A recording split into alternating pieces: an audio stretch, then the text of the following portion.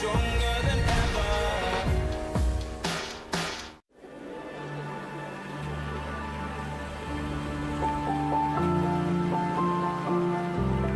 You're watching Sky Sports, your home of sport.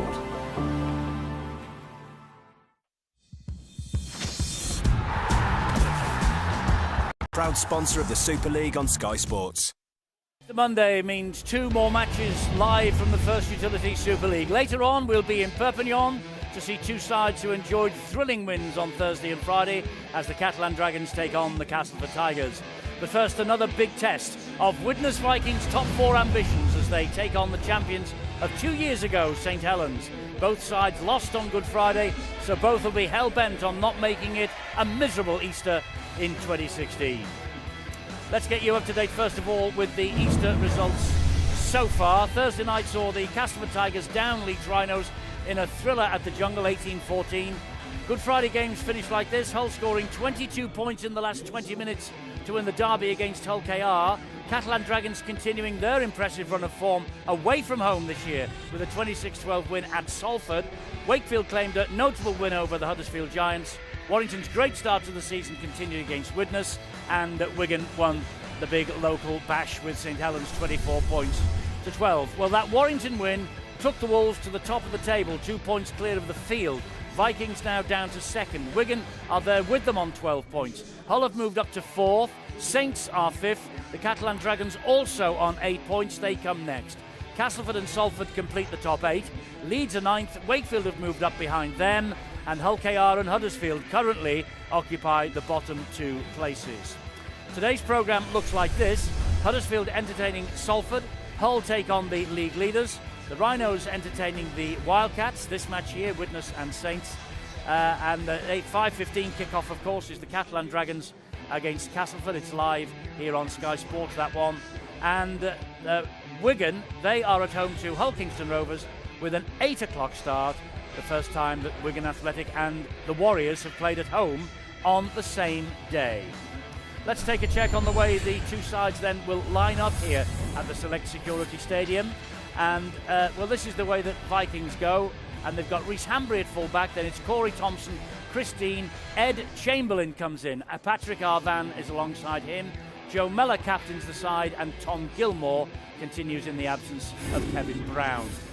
And up front, it's Gil Dudson, Aaron Heremiah, Eamon O'Carroll, Seti Matasar, Chris Houston, and Hef Cahill returns to the side. That's a big boost for the Vikings, the fact that he is there. And on the bench, Manu Kafoa, Luluai, Gerard, and Matt Whitley. The coach, of course, is Dennis Betts. Well, St Helens, despite the fact that they were beaten by Wigan, they haven't made any changes in the backs. Shannon McDonnell, Tommy Makinson, Matty Dawson, Dominic Peyroux and Jack Owens. Jack Owens returning to Widnes for the first time since his move from the Vikings in the winter. Theo Farge continues now alongside Luke Walsh. And they have made the changes up front. There's one of them, Andre Savelio. He comes into the front row. James Roby started against Wigan on the bench. He starts the match today. Alex Walmsley completes the front row. Busy old time of the year for the Super League players. And everyone is desperate not to lose both games over the holiday period. And that is the prospect facing both of these 2 sides here, Widnes and St Helens. I've got Terry O'Connor for company here in the studio. He joins us for this one. Terry, it's a nice, bright and breezy day. The emphasis on the word breezy. You know, 2 sides here, both lost on Good Friday. Who do you think might be the more desperate today? I think the pressure's on Saints. 16-0 down at half-time when they played Wigan on Good Friday. I mean, you look at Widnes, who got off to that great start against Warrington. They went into a 10-0 lead, and no one really expected Widnes to beat Warrington with the players that they had missing. But the Saints side coming to the Select Stadium, they know that they need to pick up some wins, and not only pick up some wins, Eddie, but I believe that they need to start performing, because this year they've managed to win some games but not really played that well. And Alex Walmsley, I'm a huge admirer of him, but I thought he was poor the other day, so I'm expecting a big game from him, and I'm expecting him to lead from the front. He's been promoted to the starting line-up, because they know that when you play against a Widnes side, they've got a real work ethic in there where they work hard. They might not have the stars that Saints have, but they work really hard for each other, and he's the man to stop, I believe. And as far as Widnes are concerned, you're right, they can relax to a degree, but they won't want to relax too much because they want to keep this great start to the season going. Yeah, they actually believe in themselves. They believe that these are fixtures now where they're not just competing with the top sides, they're actually turning the big sides over. You look at the home form this year, they've scored an average of 44 points. So they're a free-flowing side. They're absolutely tremendous. When you watch them play, even when they're missing some of the bigger players, and Kevin Brown, everyone focuses on Kevin Brown, but even when they're missing some of the star players, that they've still got the mentality and the attitude to go out there and play high-tempo rugby. You're right, they will be in great spirits. I just wonder how much of a boost to the club was it when, first of all, they beat Leeds here and handsomely, and then, perhaps crucially, they went to Wigan and they won. Yeah, and the last time they were in front of the Sky Cameras, the previous time they were in front of the Sky Cameras against Hull, they beat Hull as well. So there's an awful lot that's going for them, and this has been a building process over the years for Widnes. It's not just been like a kick the doors down as a Super League. This is us. This is what we're going to do. They've had some good idings over the years that they've been in here since 2012, and each year progressively they've got better and they've added some real quality. And Chris Houston, he's one of my favourite players in Super League. The man who's coming from the Newcastle Knights Club, he's added an awful lot. And I just think that he's one of those players. Joe Mellor, another one that everyone's been talking about. That there's been a lot of talk about, will he sign a new deal for the club? He's hot property in the competition. And now Widnes are attracting those players to play for the club, but not only attracting them, the other clubs now are coming in and trying to sign them, which shows that Dennis Betts is doing a decent job, doesn't it? Absolutely it does. He's had a fantastic season thus far. I just wonder about St Helens. You know, it's in St Helens. Well, it's almost in the job description. You go and play for St Helens, you go and coach St Helens, you win trophies. But they look way, way off at the moment, don't they? And Kieran has to keep a lid on his own emotions. He has to keep a lid on the way his team plays. Look, he's looking a bit thoughtful in the dressing room now. I wonder what thoughts are going through his mind. He's just after a performance. The team that played the other day when they played against Wigan, they've got some stars. Saints, they're a side that I love watching. I used to love playing against them because you never knew what you were going to get from them. And the same mentality of when Kieran played now is the same mentality of the players now that play there today. They know that they're not performing, but they've got some great people around the club, on the field, in the coaching department, and they know that it's about them. It's nobody else that can do anything apart from what those players do, the way that they focus, the way that they turn up. And this game, Eddie, what I would say about the Easter period, that on Good Friday, it's a real test because you play your derby games, you play against your nearest and dearest. 2 days later, you've got to back up in what is another local derby for Saints and Widnes. So mentally, they've got to make sure that they're switched on, they're prepared, they don't feel sorry for themselves. And you've got to go out there and start and play for the full 80 minutes. If you control the ball, you control the field position, that's half the battle because you're backing up against another team that's got good athletes that can score tries. Whoever controls their emotions, whoever controls the field position, turns the ball over on their terms, I believe that's the team that will go on to win this game. You look at the Widnes programme. When we were doing the Wigan game, we said, well, next week, just before we did the Wigan game, we said they go to Wigan, then they play Warrington, then they play St Helens. Now, if you'd have said to Dennis Betts, we'll give you 4 points from those 6 matches before the Wigan game, he'd have snatched your hand off, wouldn't he? But then when you get the first 2 points, you want the next 2 and the next 2, and then they've got to go to Catalan on Saturday, which again's another tough trip for them.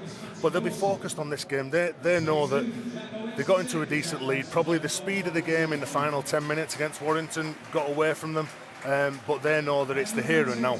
That Warrington game's gone. They were beaten by a team that's not been beaten all year. That Warrington are the standout performers. But I think that Widnes will be looking at Saints and really fancy the chances because they know on decent conditions, a decent fast pitch, that it's all about speed as well. So we're in for an absolute quality game here, Ed. Yeah, I agree with you. I think it will be a fabulous game, and that's the intention of the 2 coaches, of course. I think we should talk to them immediately before kick-off, shouldn't we? Kieran Cunningham of St Helens coming up in a moment. First of all, Dennis Betts is with Angela Powers. Dennis, Good Friday took a lot out of both teams, and it was a loss as well. You'd be looking to bounce back from that. I think definitely. I think this is it's a big part of the year. Like I say, the change in the table can be quite drastic if you don't get some points over the Easter period. I think the hard thing about these games is that I think both sides, massive derbies that we have on the Fridays, does drag a lot out of the system. And I think today you'll see the side that gets the most energy from the last 2 days and puts it into the game. It won't obviously be anything tactical or any kind of game plan that will get you there. It'll be the energy that the players can show on such a short turnaround. It's that hard work you'll need, and Hep Cahill's back, and he gives you plenty of that, doesn't he? I think that's a real boost to us this week after the weekend. He was very close on Friday, but like I say, he just wasn't there. So hopefully today you can get a good stint out of him, and the energy that he can provide can inspire the rest of the team to push on. They are traditionally high-scoring games as well, aren't they, on the Monday after the Friday? Are you expecting the same today? Well, I'm hoping that one side scores a lot more points than the other, yeah, which is mine. But that's because of fatigue elements and how hard it is to defend at this kind of level in this games. What you get on this pitch as well, you get a lot of speed, you get a lot of pace into the game, and so I should imagine there'll be some good tries scored today. Kieran, a tough game on Friday. You've got to bounce back and put that to one side, but it's going to be a hard one and an energy-sapping one as well today. Yeah, that's the nature of the weekend, the nature of the week, should we say. That's what Easter's about, and we're all in it together.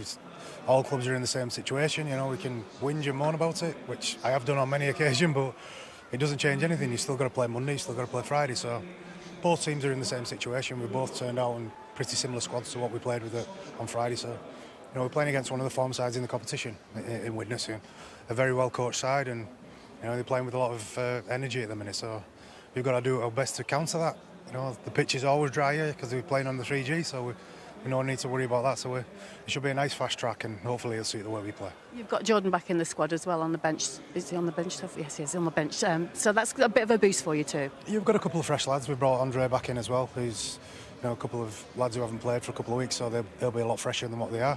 So you know, hopefully that gives us a bit of a pick-up. But we know where we've got to get better. We know that as a team. You know, we know where we're heading. We know we're not far off. So hopefully we can put a few things right today. Two coaches are fairly confident. We are watching the team in second against the team lying fifth, and both of them aiming to avoid a disastrous Easter. Widnes losing at Warrington, St Helens at home to Wigan on a Good Friday. And a third defeat in a row here. They lost at Leeds, then they were beaten by Wigan, would leave the Saints 6 points behind the Vikings, and with a third of the first phase of the season gone. And I'm sure that is also in the back of the mind of the coach, Kieran Cunningham. He knows his team are up against a free scoring outfit. 44 tries, 240 points scored in 8 games by the Vikings. It is the best attack in Super League. They were 10-0 up at Warrington. They lost in the end at 10 points to 28. Wolves' 100% start to this season goes on. They're just about getting ready. Widnes, normally we say, of course, they play in black and white. Well, I suppose they do, but mostly these days in all black, the Widnes Vikings. And the crowds have turned out to see Widnes this year. There was a full house at Warrington, and there were plenty of Widnes fans inside the ground on Friday, for over 15,000, the first time in the newly configured stadium at Warrington that they have posted the house full notices. And here today the youngsters have been allowed in free of charge on this bank holiday Monday afternoon. A great move by the Widnes Vikings to introduce some new faces to this game. And the Saints fans, well, they've not lost hope and faith yet, have they? They are here in numbers as well. But as you were saying, Terry, in the studio, this is a big day for this group of players, because they were outplayed by Wigan on Friday and they hate that. Yeah, they would. And you can see there now that there's just a lot of soul searching, all talking and all listening to maybe what the captain's saying in John Wilkin. He's just giving the last orders to the players, and he'd just be asking them, look lads, do we want this game? Do we want to go out there and perform? We can't come to grounds like this, lose points. We've got to make sure that we focus, we stay in control, we do everything what we've been talking about pre-season. We've set our goals, we've faltered on a few of those results, but we'd really need to come here and set the tone for this game early on. Well, the Saints are aiming to avoid a fourth defeat in 8 matches. It's been a really difficult start to the season for the champions of 2014. John Wilkin and Joe Mellor sharing a word or two. They know that the Saints beat Widnes 3 times last year. All of them were high-scoring affairs, though. Alexis Rimmer, who is the younger sister of 11-year-old Charlie Rimmer, and Charlie has been adopted today as the Vikings' lifelong mascot. Alexis is going to deliver the match ball. Charlie was supposed to be alongside her as well, but apparently little Charlie doesn't feel too clever at the moment, so she's given the job to Alexis on her own. The match ball will be delivered to the referee. The Vikings also supporting an official charity logo, Chogo, which is designed by Charlie herself. It's aimed at raising money to provide exciting and memorable moments over the coming months. The logo will be seen on the back of the Widnes Viking shirts now for the rest of the season. It's just below the collars, and the Widnes fans can get them too via the club. There is Alexis Rimmer, and the match ball all ready to go, and we wish Charlie all the very best in her role as the new lifelong mascot. They are a wonderfully supportive club by the Vikings of the local community.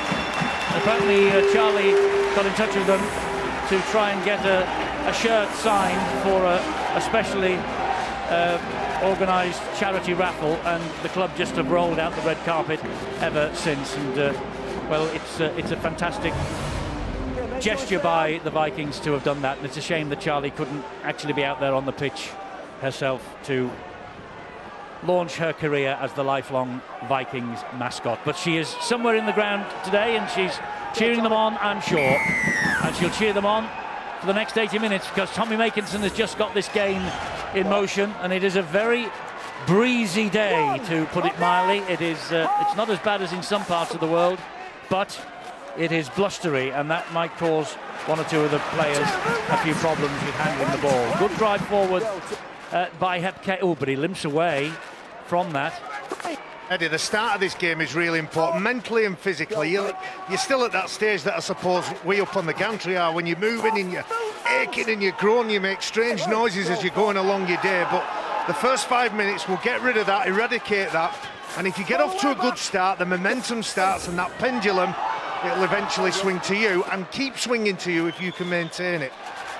The kick from Joe Mellor. He'll probably have to do the majority of the kicking today in the absence of Kevin Brown, but Tom Gilmore can kick a good ball as well. Look out for Gilmore, wearing number 21 in the black jerseys of the Widnes Vikings, just standing on the inside at the moment of Patrick Arvan, as Alex Walmsley take this ball up for the Saints, but he's greeted with some ferocious tackling, led by Gil Dodson. And now it's Louis McCarthy-Scarsbrook, and again Widnes in very quickly in the defence to close him down. Well, they've just got to make sure they keep on cutting down the thinking time of this Saints side, and Andre Savelio, man who's got the ball and tackled. You don't know what he's going to do. He's got brilliant footwork at the line for such a big man. He really does complement Alex Walmsley, who's straight, he's direct. Big kick here. Corey Thompson lets that bounce. I think he let it bounce, Terry, because it, quite simply, it just went very peculiarly in the air, and it came down, bounced, and they managed to get away with it. Thompson just lets the ball go dead. Here now is Patrick Arvan, and back on the inside it goes. The ball, though, is put down. And was that a knock-on? Yes, it was. Shame that. A lot of urgency showed by the winger, Corey Thompson. Already said he can score a try. He found his wing partner, Patrick Arvan. There's that, Phil, that rule that you don't like, Phil. The ball's batted off the island. Look at the urgency from Corey Thompson. Patrick Arvan, he's in the next hole, and he's just a little bit too ambitious. Do you know, that's energy, that, because Alex Walmsley just had a little, he was just bending over, touching his knees. Corey Thompson spots that and links up with Patrick Arvan. It's the speed. The speed is what Widnes have based their game around this year. Big go forward, and the outside backs coming in and doing an awful lot of work. The referee, Richard Silverwood, just asking the video referee, James Child, to check on something here. There's the rule that so long as you've got 1 foot over the dead ball line, you can knock that ball dead and make it dead, hence the 20-metre restart for Widnes. I'm sure that I heard Stuart Cummings, Richard Silverwood asking for checking that this was the right decision. Yeah, he was looking to see who had knocked it on the ground. He believed it was Widnes. The video referee hasn't come up with anything else. So we go with the St Helens ball. And with the on-field decision by the referee, Alex Walmsley felt the full weight of those three tacklers. Chris Houston has just peeled away from them. Here now is Walsh with a short pass that finds John Wilkin.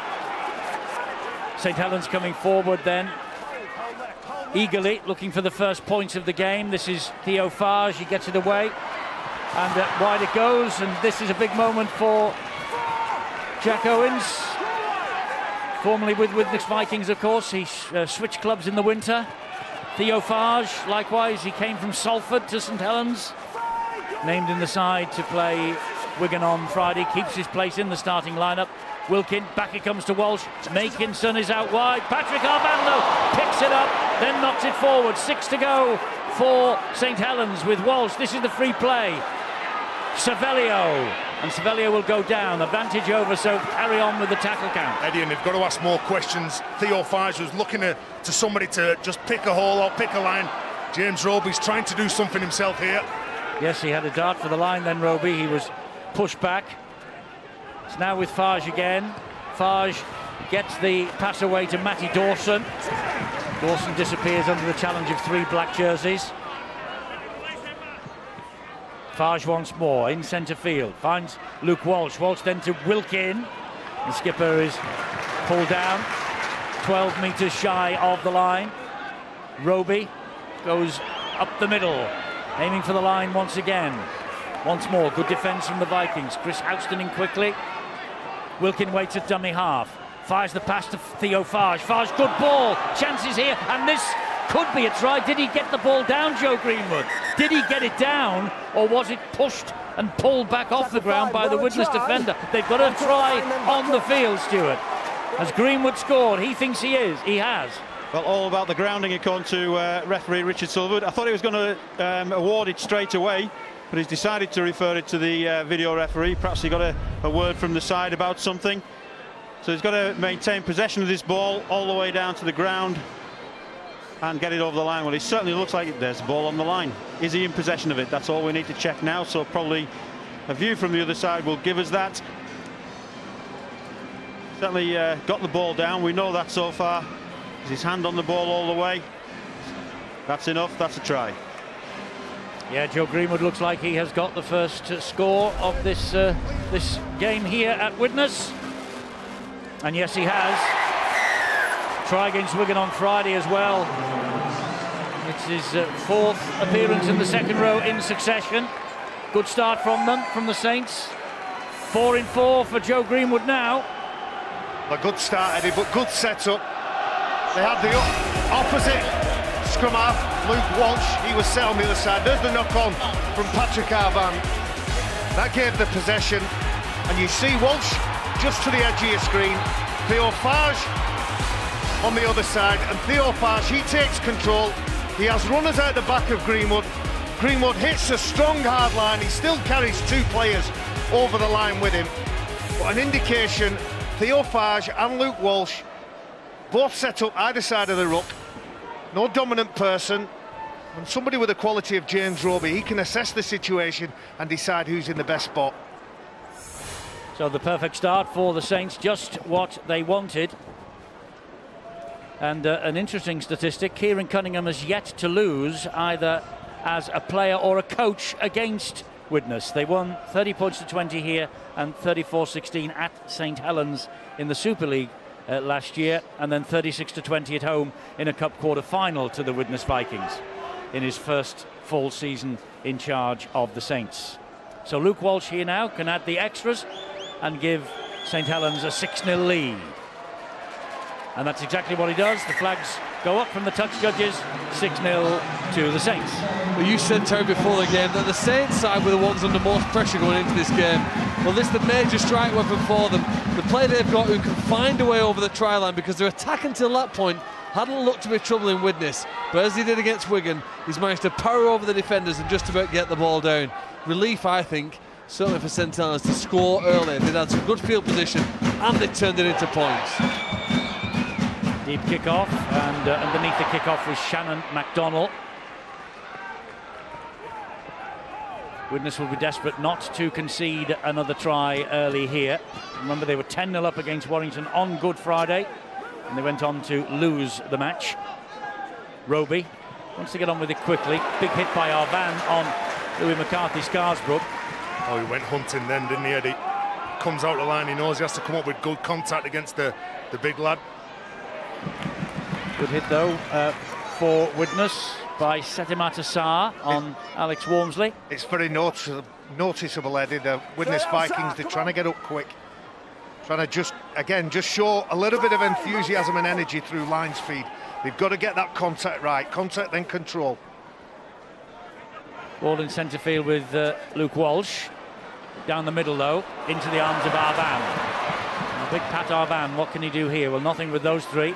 They were trying to push him towards the sideline as well. It would have been a big push because he was about 15 metres away when he went down. And St Helens caught here offside. Well, Barry talked about the line speed from Widnes, but the line speed from Saints trying to dominate the Widnes go forward. You could just see before that ball was played by Pat Arvan, they're trying to get up, put some pressure on the young man who's on debut, Ed Chamberlain, for Widnes. And that just relieves the pressure, Ed. And Chamberlain is the man who restarts first penalty of the match. We've just seen it went Widnes' way. Aaron Jeremiah at dummy half goes into centre field, finds Gilmore. Gilmore then finds Mellor. Reece Hambry tries to slip the net. Theophage in quickly along with Matty Dawson. Jeremiah again. Setimata Sarr gets it away to Gil Dodson. The former Wigan prop forward takes it forward about 3 or 4 metres before he's flattened. This is Mellor. Mellor then back to Hambry. Good work in defence by St Helens. Quick hands from Hambry. And almost Christine was through, but stopped 3 metres short. Mellor with a dab. A dab that went off the back of the hand of a St Helens defender into the arms of Walmsley. Yeah, well positioned by Alex Walmsley. Knew that he had to stay on his feet when he's defending. Widnes now offside. Well, Eddie, you can see it from both sides. They want to really make sure defence is the big part of the game, where they don't gift those metres to the opposition. They don't let the big forwards come in, land on the front, get those quick play the balls for Aaron Jeremiah to exploit. The ball comes off Joe Greenwood, but Alex Walmsley was aware of that threat and that danger. Both teams have got to get it right, though, haven't they, Tez? They can't just fly up. They've got to wait for the whistle. They've got to get that little 1% of the game right, otherwise it could cost you valuable energy. I thought for a moment Dodson was in a bit of trouble there, but he just put the hand up to apologise for the fact that the St Helens player went down on the top of him. It's a good drive forward by Savelio. Here is Luke Walsh. He drops the pass off to Louis McCarthy-Scarsbrook.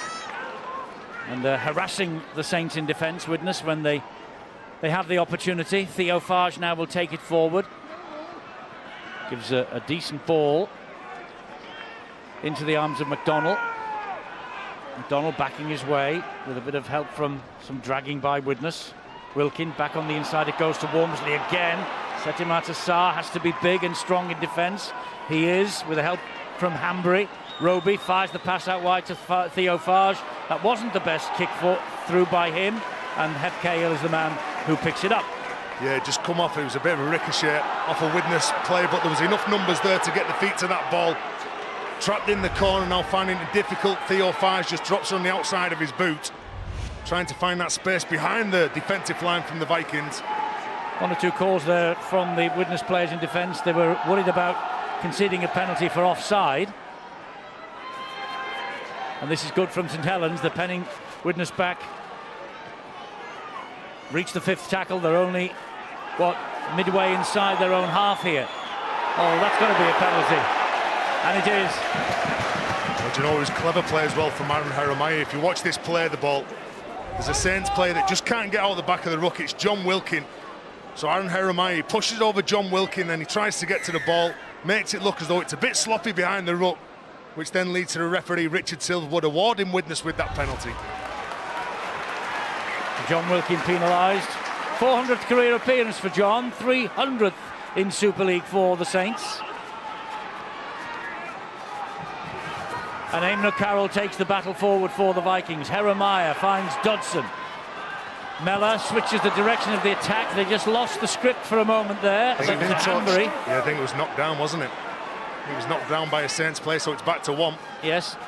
Wipes the tackle count clear, does the official Richard Silverwood. Cahill now struggling to hold on to his feet.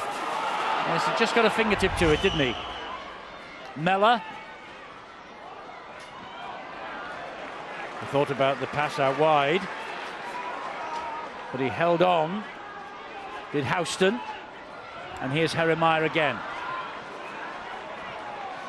Can this ball be smuggled back through the legs of Hep Cahill? No, it can't. Jeremiah. Setamatasar. Got the ball away. Good defence from St Helens again. Christine gets to his feet. Drive for line, it's a try. Oh, that's a soft try. Soft try for Hanbury. And the St Helens defenders will not be impressed with that. Very rarely these days you see, Kieran Cunningham used to be the master of that, pinching a try from dummy half, but very rare these days in Super League. But Hanbury has done it, the fullback, and that's exactly what Widnes wanted. And here's the penalty, and that's, as I said, Eddie, it's clever play from Aaron Jeremiah.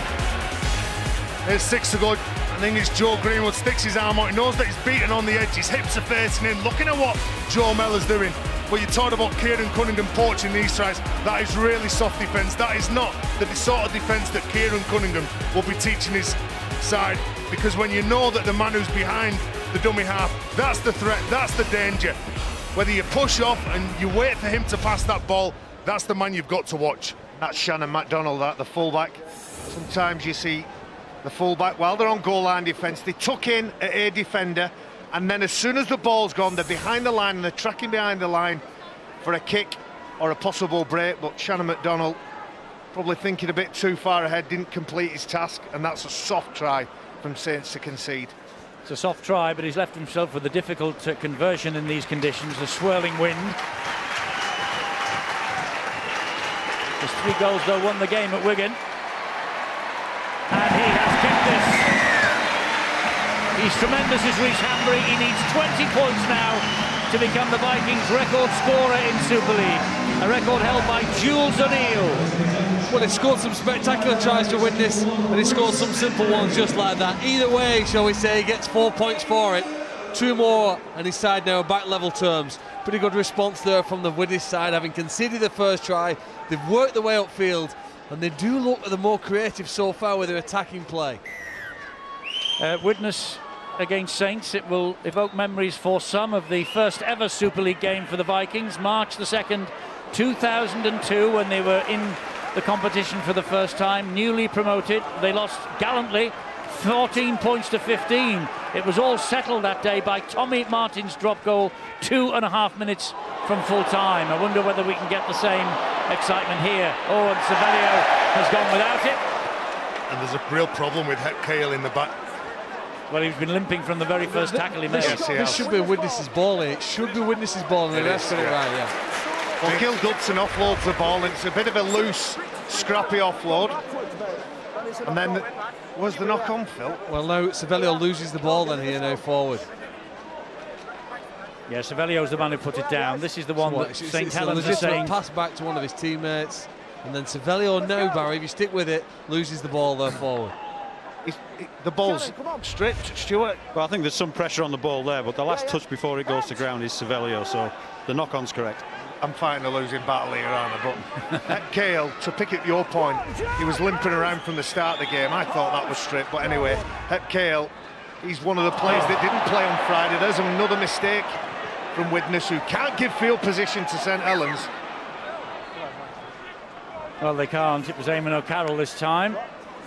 They dodged the bullet before, and then just the simplest of errors. Eddie, it's similar, same field position where they turned over the ball from the quick tap and they conceded a try.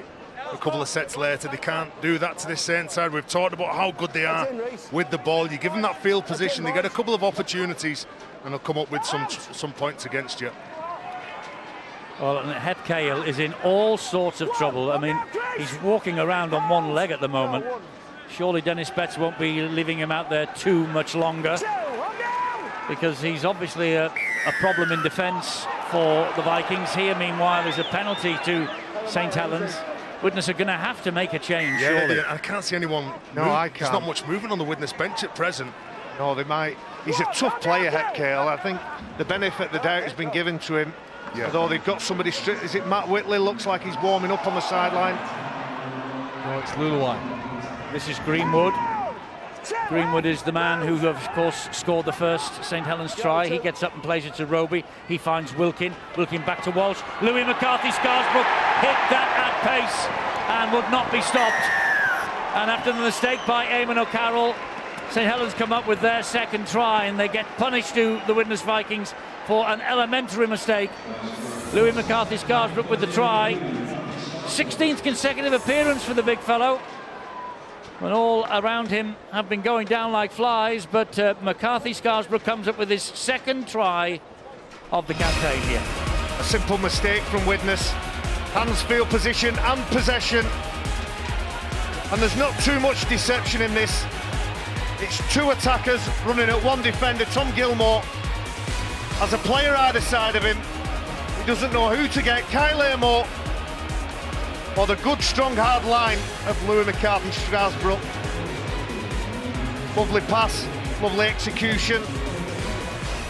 You'd like to think that Ed Chamberlain probably could have done a little bit better there, but I tried to. The Saints. Yeah. There's Hepkale leaving the pitch. Yeah, he came off on, as you can see, with the knee heavily strapped. In the very first tackle, he went down and he limped away from it. Yeah, and it's the shot from Walmsley. You can see he just relaxes. When he passes that ball to Gil Dudson, he relaxes. He thinks that his job's done. I don't know whether Alex Walmsley's knee collides with his knee as well and sort of knocks it inside. Medial ligaments, perhaps. Well, his work, I think, for the afternoon is over at Cahill.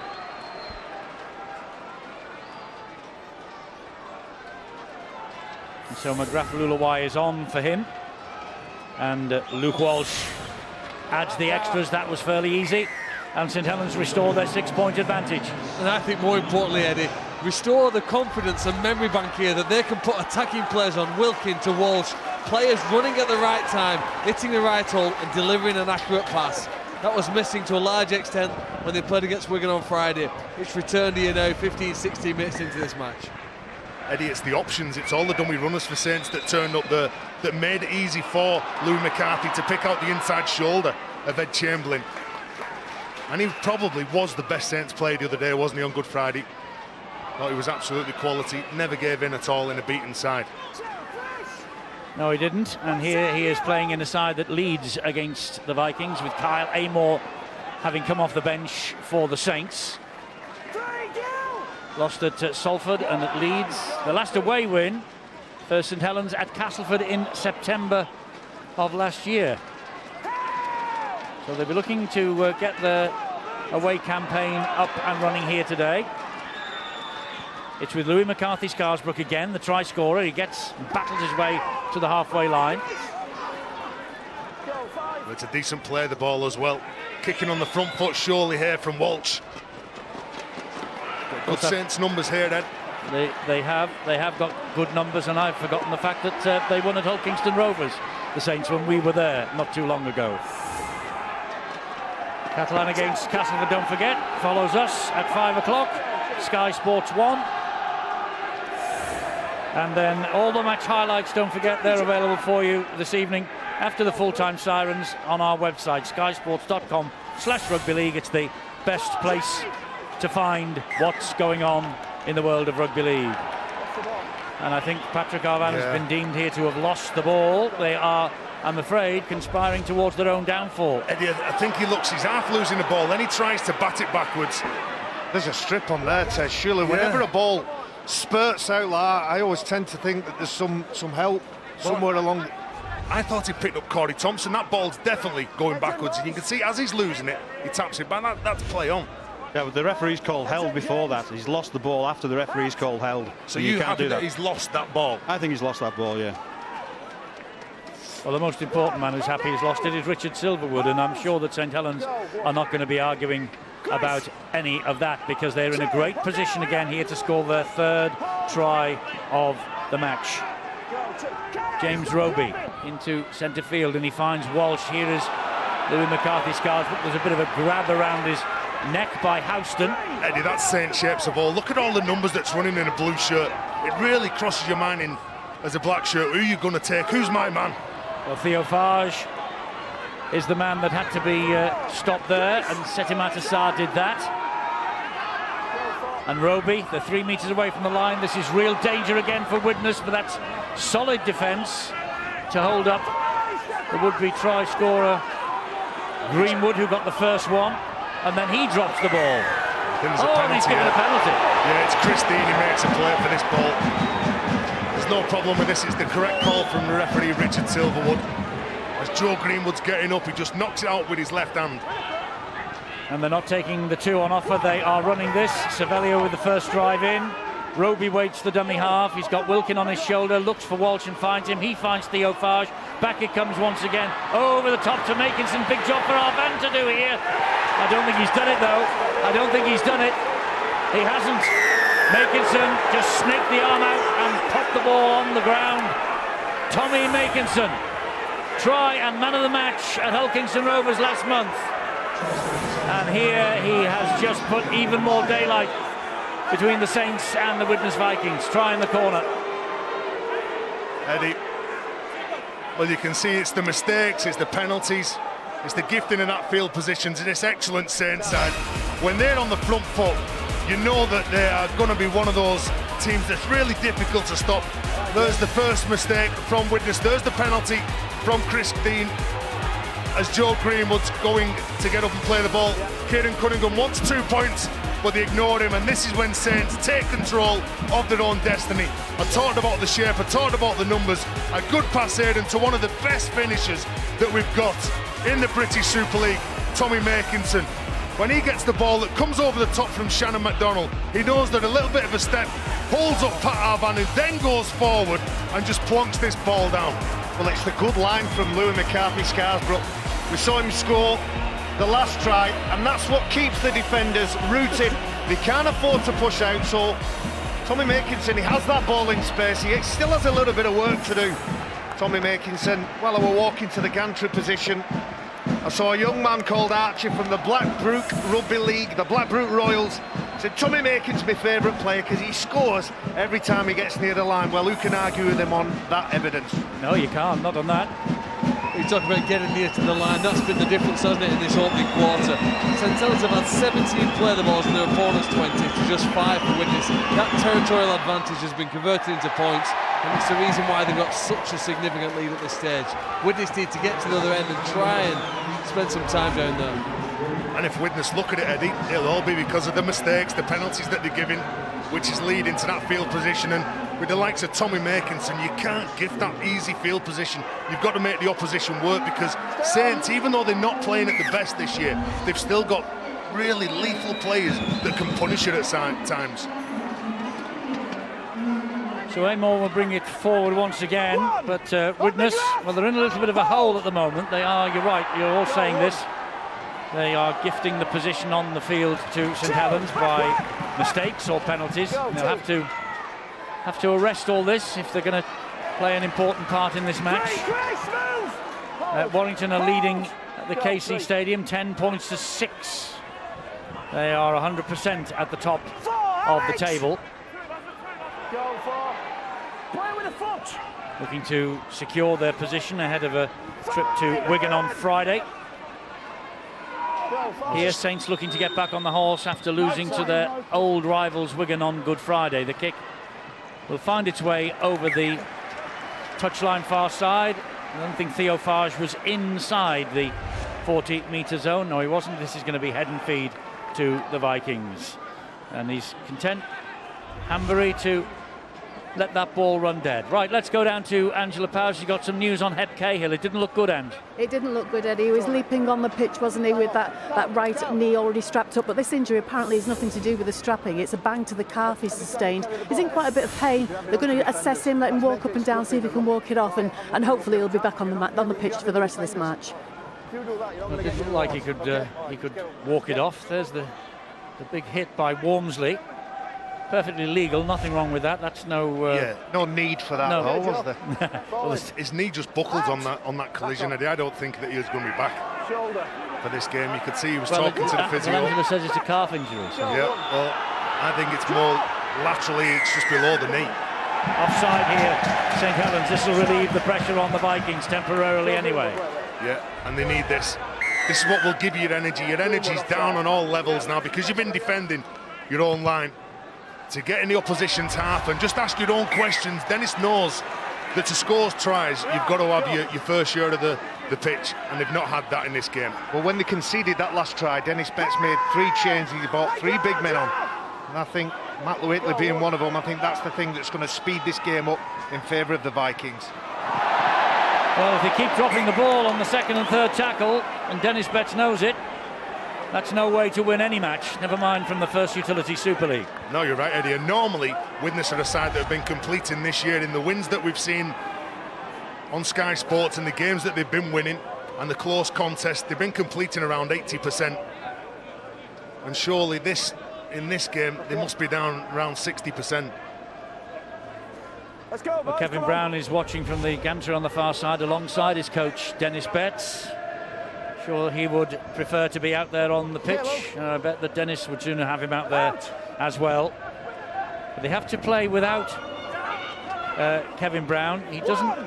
If you look at the statistics, I think he's missed, what is it, about 25%, maybe 30% of Widnes's matches over the last couple of seasons that he's been in the club. He takes some knocks for his trouble. He's one of those half-backs that really takes it close to contact more often than not, taking one for his corner. Feet, another penalty. Alex Gerrard, is it?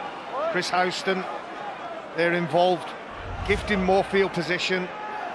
High shot round the neck of Roby. Yes, it's a quarter of the 93 matches in his 3 seasons at the Select Security Stadium Kevin Brown has missed, so they have to learn to play without him. Yeah, they do, but on the plus side for the Widnes Club is that his presence around the training and around the youngsters is invaluable. What he's teaching these kids day in, day out at training, like there's only a few players in the competition that could do that.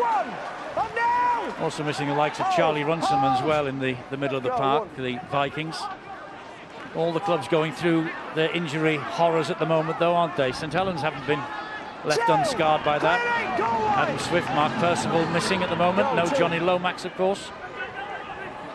And here is Theo Farge, and that's a good job that there was a hand on that by Corey Thompson, but it's another knock on, and it is another scrum down with head and feet to Saints, just 10 metres away from the Widnes line. Yeah, look, he's not penalised there as well. He bats this ball down, picks it up and flings it another 20 metres. If he doesn't make a play for that, that's a certain try, because Saints had the numbers. I think there was 2 men outside of Corey Thompson.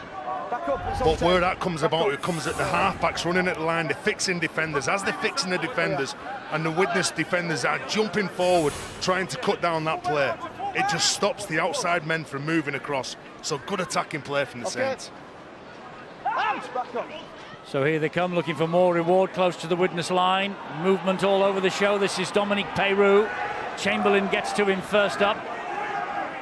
And then Gilmore was in quickly, so too was Houston. And McDonald, the dummy half, gives it to Luke Thompson, who's just on the field.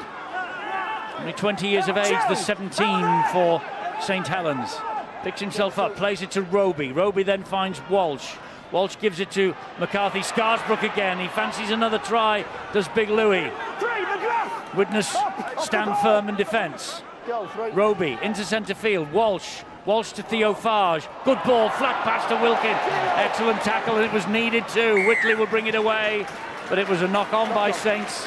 It was the free play, and he gets no advantage from that, so they put the scrum down. Well, a couple of decent runs, good set-up plays from Saints. Luke Thompson, he takes some stopping. John Wilkin thinks that he gets through, and then was there a hand there from Christine as he's trying to wrap John Wilkin up? But John Wilkin, one of the standout leaders for Saints. You can see here as he goes through, as he gets his nose through, there's the left arm of Christine as he's coming around trying to effect that tackle, but that's a loose carry, I believe, from John Wilkin. Well, the last thing Widnes need now is any loose carries. Oh, and we nearly got one. Nearly put the mockers on him, Eddie. Grafalulawai, wasn't it? Yeah. He nearly dropped the basket. This will help. Won't help St Helens. Jordan Turner And when you're bringing the ball away from your own line, because the defence is rushing up, that's when sometimes you make those mistakes, because in your eye line you can see the opposition trying to put pressure on you, but those sorts of penalties just get you and just buys you them metres now. And then Widnes now, what, 35 metres from the opposition's line as Big Manaka forward takes the ball forward. Yeah, Big Manasi's out there. 40th appearance for the Vikings it is for him. We've switched the direction of this attack. That's knocked down by Luke Walsh. This will be, I think, brought back for the knock-on, because Makinson was on top of Manaka as he retrieved that loose ball off the ground, so they don't get any advantage, Widnes. Well, they like the switch play, don't they, Widnes, testing the honesty of Saints? I don't know whether they'll do it again from this scrum, but we came here a few weeks ago, they played against Hull and they scored a fantastic try from a situation exactly like this. They did have Reece Hansberry on the outside, and whether the Saints can try for it again here, or it's a more conservative approach in this set. They preferred to play the numbers game. Manaka takes it forward on the first tackle. Jeremiah to Mella. Put the short pass away. It's Saints' turn to defend the line here. And Jeremiah gives it to Manaka, but only just. It was a short pass, 10 metres from the line. Now it's with Mella. Mella back it comes to Gilmore. Oh, that was high from Walsh. The crowd tell the referee if the touch judges didn't. Well, he's asking questions, Tom Gilmore, as he gets the ball. He pumps the ball as though he's going to pass it, and all of a sudden he tucks it back under his wing. And Widnes quite content over the last couple of sets, hitting the lead runner. Surely they're going to start opening up and pass out the back. Well, it's McGrath Luluwai takes the first carry in at this St Helens defence. Now Jeremiah, Gilmore, Mella fires the pass wide. Dean! Christine began his life at St Helens. Loved to score today if he could. Reece Hansberry trying to jink his way through. Thompson waits. Fires the pass then to Mella. Mella gives it to Jeremiah. Here is Gilmore again. Flat pass to Houston. Good defence from St Helens. Coming down the short side again, on the bounce to Mella. And Makinson read that situation brilliantly. Great defence from Saints. Arvan, Gilmore drops the ball onto the foot. McDonald, there's a heap of players in the background. There's a collision. Tremendous work from Saints on the goal line. You see some bodies scattered about a bit. They need to get away from this area now, Saints. They've done the job in defence. A nice clean set of six and a big long raking kick. Kyle Amor was the bowling ball amongst the 10 pins there behind the goal line for St Helens. Working it upfield nicely though now, the Saints, with Wilkin. Goes wide to Dawson. Dawson hangs on, but good set of six defensively from Widnes. As Farge has to kick only 30 metres away from his own line. Patrick Arvan now, can he get up ahead of steam? Well, he does, but only as far as McCarthy Scarsbrook. Well, it was difficult for Farge to find any sort of ground then. Three players had dropped back for Widnes. He was under pressure. Pat Arvan catches it on the full, and now they're returning the ball just short of halfway. Chamberlain will play it here to Jeremiah. That was Mella who got the ball away.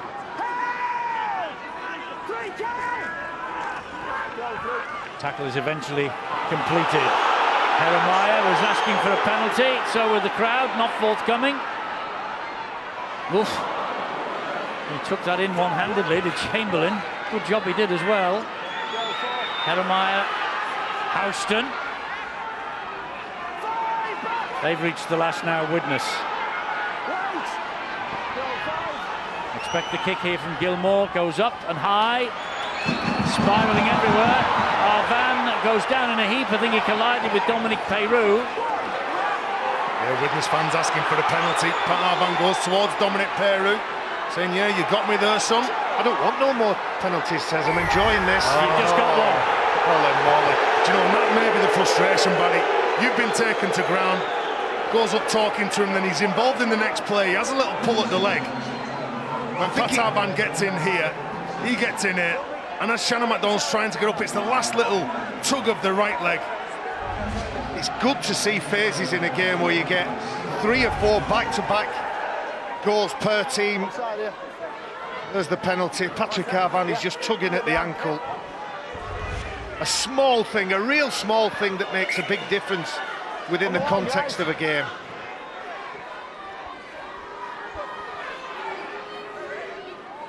So St Helens will come again on the back of that penalty with Roby, Jordan Turner. Interesting to see where Turner will play this afternoon now, with Theo Farge out there in the standoff role. He's very close to Luke Walsh.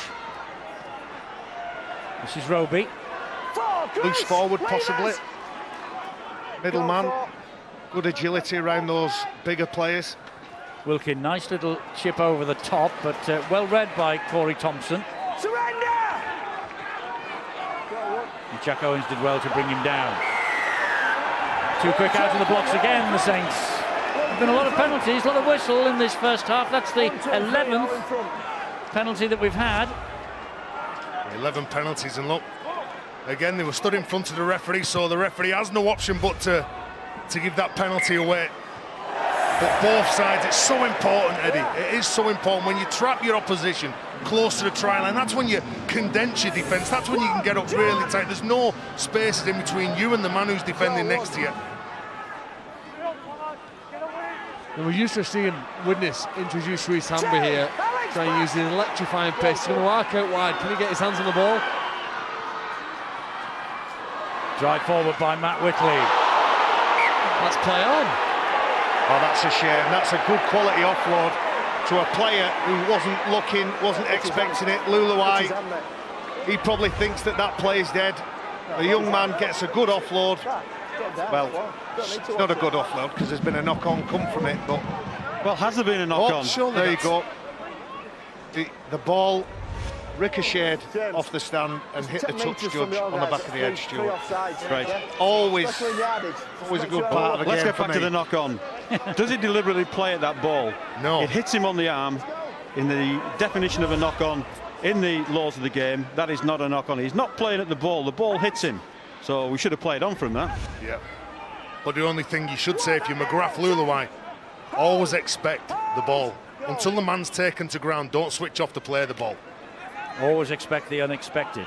They told the touch judge that, didn't you? I knew you'd have your wits about you when you came to notice that, Barry. Anything that gives referees and touch judges a bit of pain, you're all for it. That gets your vote, I know that.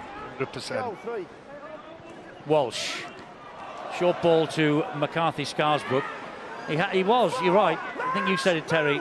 He was the best player on the field for Saints on Friday. It just wears his heart on his sleeve, whether he's playing in the forwards or out in centre that we've seen him. Good tackle, Tom Gilmore. Not easy playing half-back in Super League. He stepped up here in the absence of Kevin Brown now. He needs his teammates to take this kick. This is a great kick from Walsh. And Owens caught it cleanly, but Widnes allowed him to catch it and then effected the tackle. I was going to say, Corey Thompson gives him that a bit of space. He just makes sure that Jack Owens, as soon as he catches that ball, he goes in and wraps him up like a clam. But they do turn the ball over 10 metres from Widnes' line, and they've pushed them back a couple there on the first tackle. Eddie, and that's what I'm saying about when you've got teams trapped in a corner, you know that the man next to you, you can get off the line really, really quick, and the man who's bringing the ball away, he can't find space because there is no space there. Walmsley with another big hit. Felt that Corey Thompson. Arvan, can he hang on to the ball? Under pressure from Luke Thompson first of all. And two more came in. Walmsley, arms up and stepping over the grounded player. Got away with it. They've reached the fifth. Last one coming up here for Widnes. Hanbury. Mellor goes high off Mellor's boot. This is spiralling. Makinson took it well. Mellor got a good tackle on him though. You mentioned it early on, Eddie, about the swirling wind. Well, my hair was all over the place, Terry. It was, so was mine, but mine blew out my head. Like a dandelion. This is Makinson now, and this is at Roby rather now. 1 o'clock. We won't get very far, would we? McDonald finds Farge. Go down that left-hand side. Dawson vigorously at Mellor. Owens to Farge. Here's Wilkin. Back it comes to Jordan Turner. Good movement from St Helens off the ball. Oh, Van went for it, and Peru might have capitalised. Good defence from the young Chamberlain that. Well, Pat Van needed to hit the man in the middle because he totally missed that one, didn't he? Nice play from Walsh. Good feet from Farge. Good hands too. Oh, brilliant. Here is Roby. Man out wide. Oh, not the best. And a fly hack forward. Pouched by Chamberlain. Widnes survive. That looked like it was going to be costly down that left-hand side. Well, it seems like they found the rhythm here, Saints. Offloading the ball in contact. Again, getting off the line. The forwards are really dominating. I believe Luke Thompson, since his introduction, has really turned the pressure onto the Vikings, and the Widnes side really struggling bringing the ball away here. Penalty, I think. Yes, penalty. Louis McCarthy, Scarsbrook's hands in there, and Hambury trying to make a quick play the ball. Interfered. Well, all the hard work there. The Saints players just catching Reece Hambury. They wouldn't take him to ground. They were trying to buy them extra couple of seconds. Unfortunately for Saints and Louis McCarthy, his hands were wrapped around that ball, which led to the penalty. Matt Whitley, 40 metres away from the Saints line, finds Gilmore, who in turn finds Mellor, who got it away to set him out of Saar, but it was a very quick tackle coming in on him from Wilkin. Is there a problem here? I think there is. Good hands. And AC Manakafoa got that one away under pressure. Gilmore couldn't find a chink in that St Helens defence. Here is Mellor. Hambury. Was that touched by a St Helens player in flight, or was it just purely and simply a poor pass? Just make sure it's not being touched there, please, James. The referee just going to have a little look at this. Did the ball come off Tommy Makinson as Reece Hambury's going to pass this ball? He goes at the line, he gets him interested. Does the ball, does the change direction and flight? I don't think there's a touch No, there. I think it's just Saints ball here. Saints ball. It's not clear. I think that was Richard Silverwood's first impression. Defensively, Saints are working really hard from the inside, putting the ball players, Reece Hambury, Joe Mellor, Tom Gilmore, under real pressure. They're not giving them the time that they want, the Vikings. The play of the balls are probably a bit too slow for Dennis Betts. That's because of the great work that they're doing, Saints. This man in particular, look at the leg drive from him. It takes 3 men to bring him down. Luke Thompson gets to his feet, plays it to Roby. Wormsley now. You know there's only seconds remaining in this first half. St Helens might not get this play the ball in. No, they don't. The referee blows the whistle. And Kieran Cunningham having a word with Kyle Amor as he makes his way into the dressing rooms. St Helens supporters, the happier bunch of the two we've got here at Widnes. They led in the 4th minute, courtesy of Greenwood's try, converted by Walsh. That was 6-0. Reece Hambury, though, and a good try it was with a decent kick in these conditions, made it 6-all, just 7 minutes later.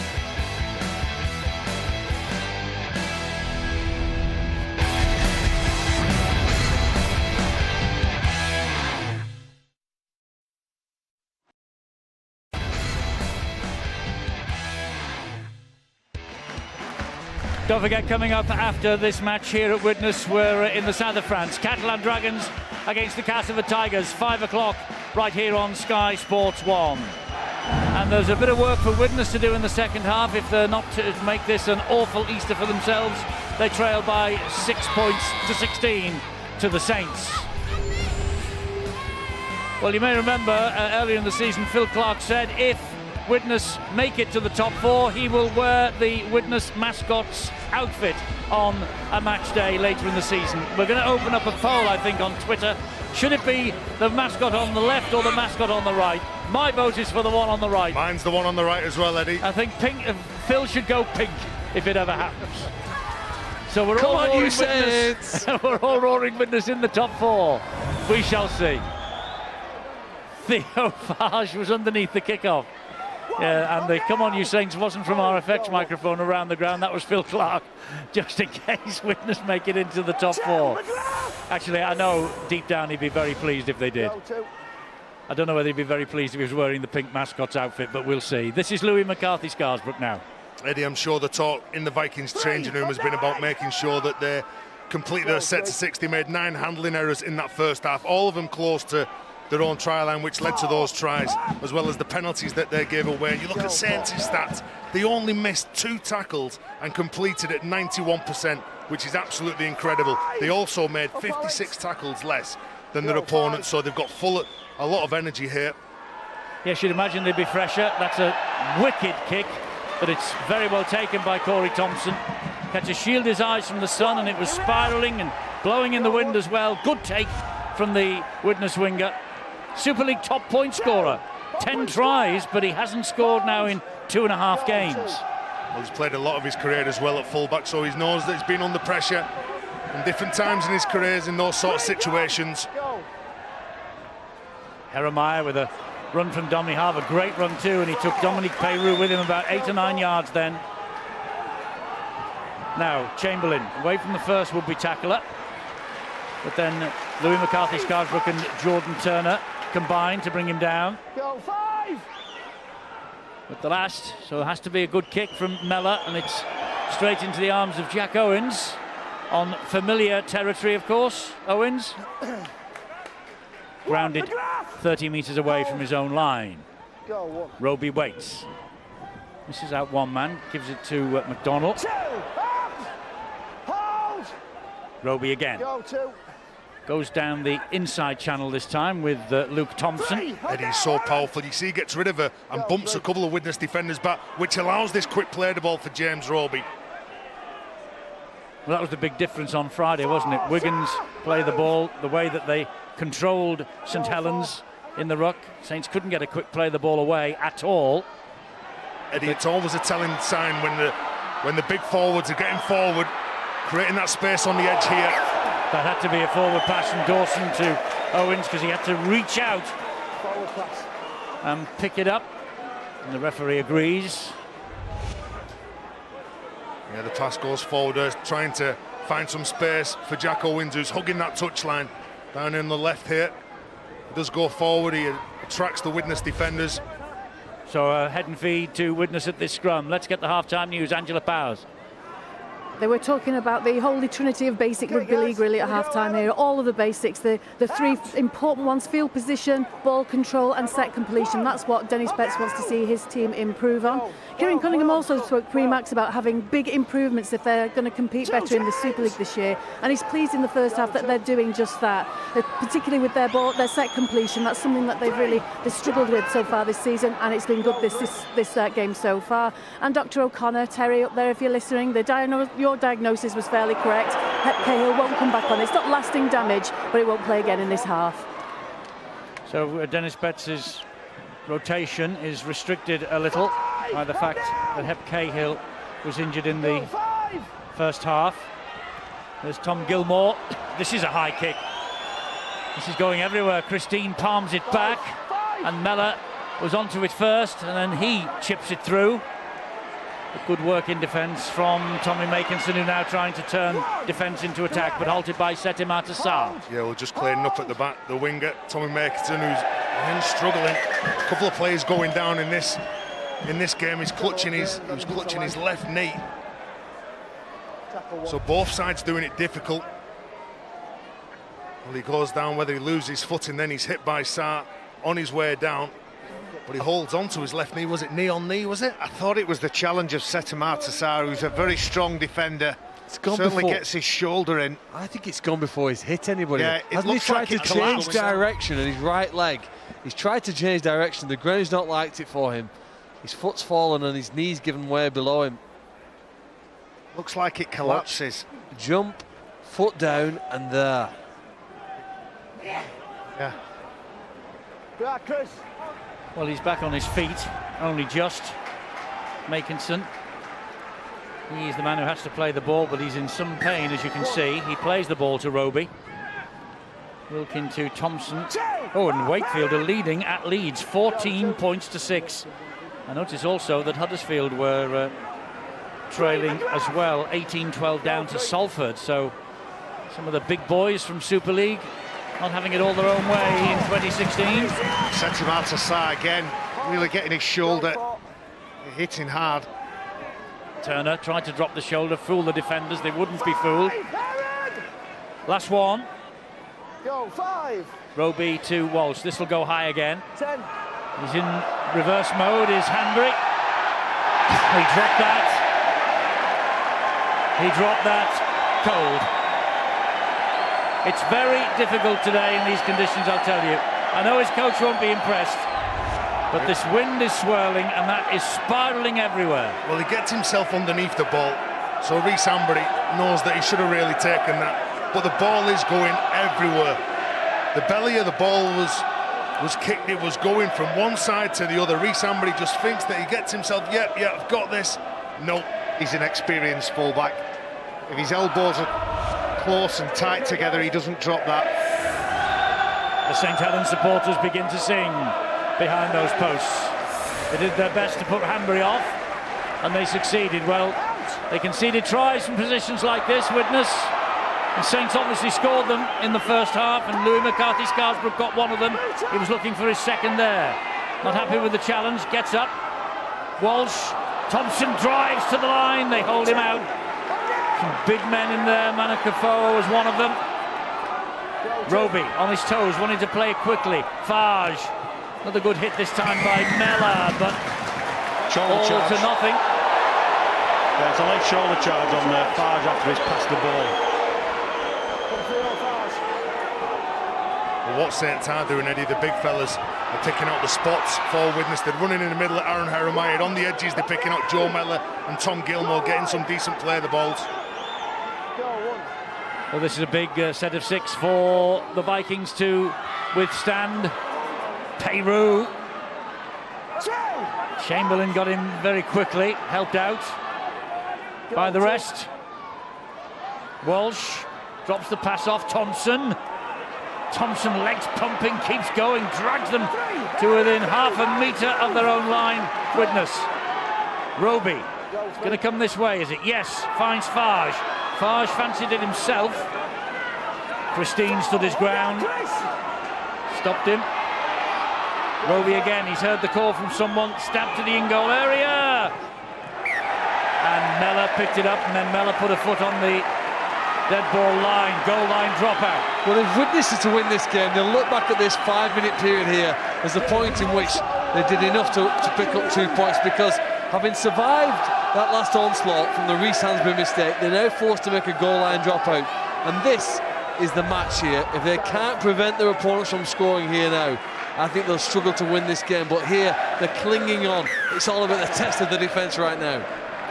It is, and that ball on this solid surface bounces its way to that far side of the field. Back they come again then, Saints, in the shape of Luke Thompson.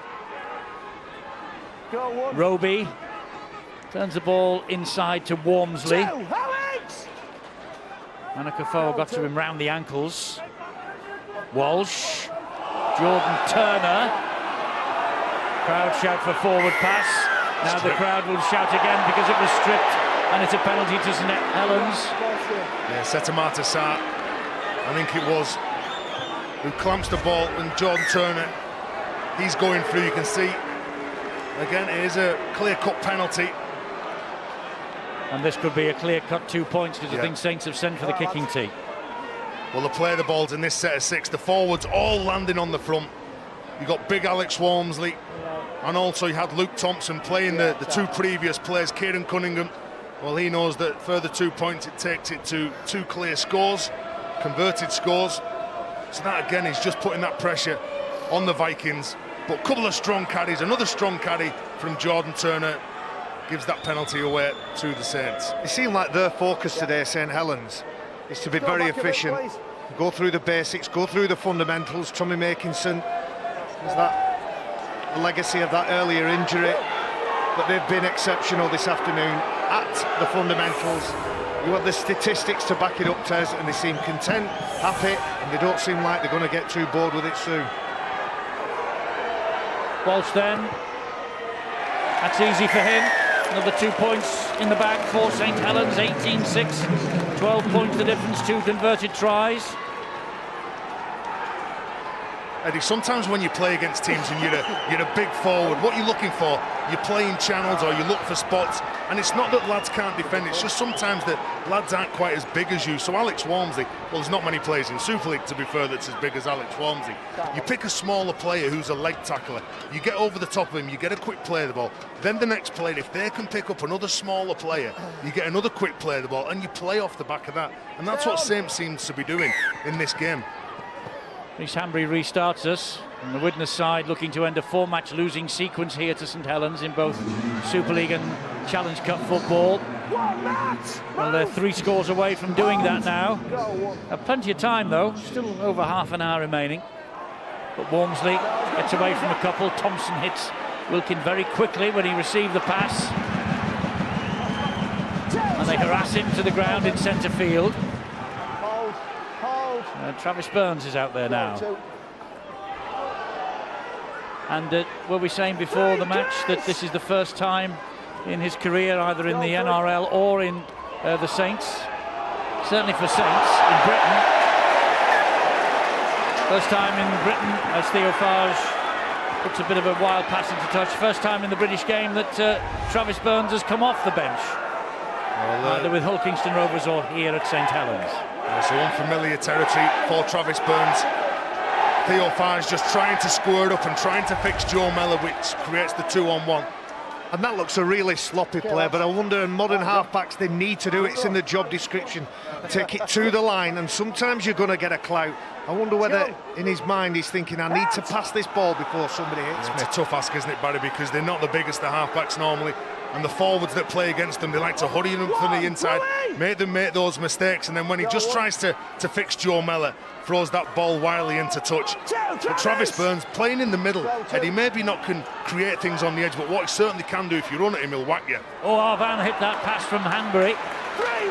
Took 3 players to bring him down, and now they get the penalty. There's a lot of messing around in the ruck by both sets of players here today, giving the referee no alternative other than to blow the whistle for the penalties. There's been a lot of them. Well, it's just cheap 15. penalty. That just keeps the opposition in the game.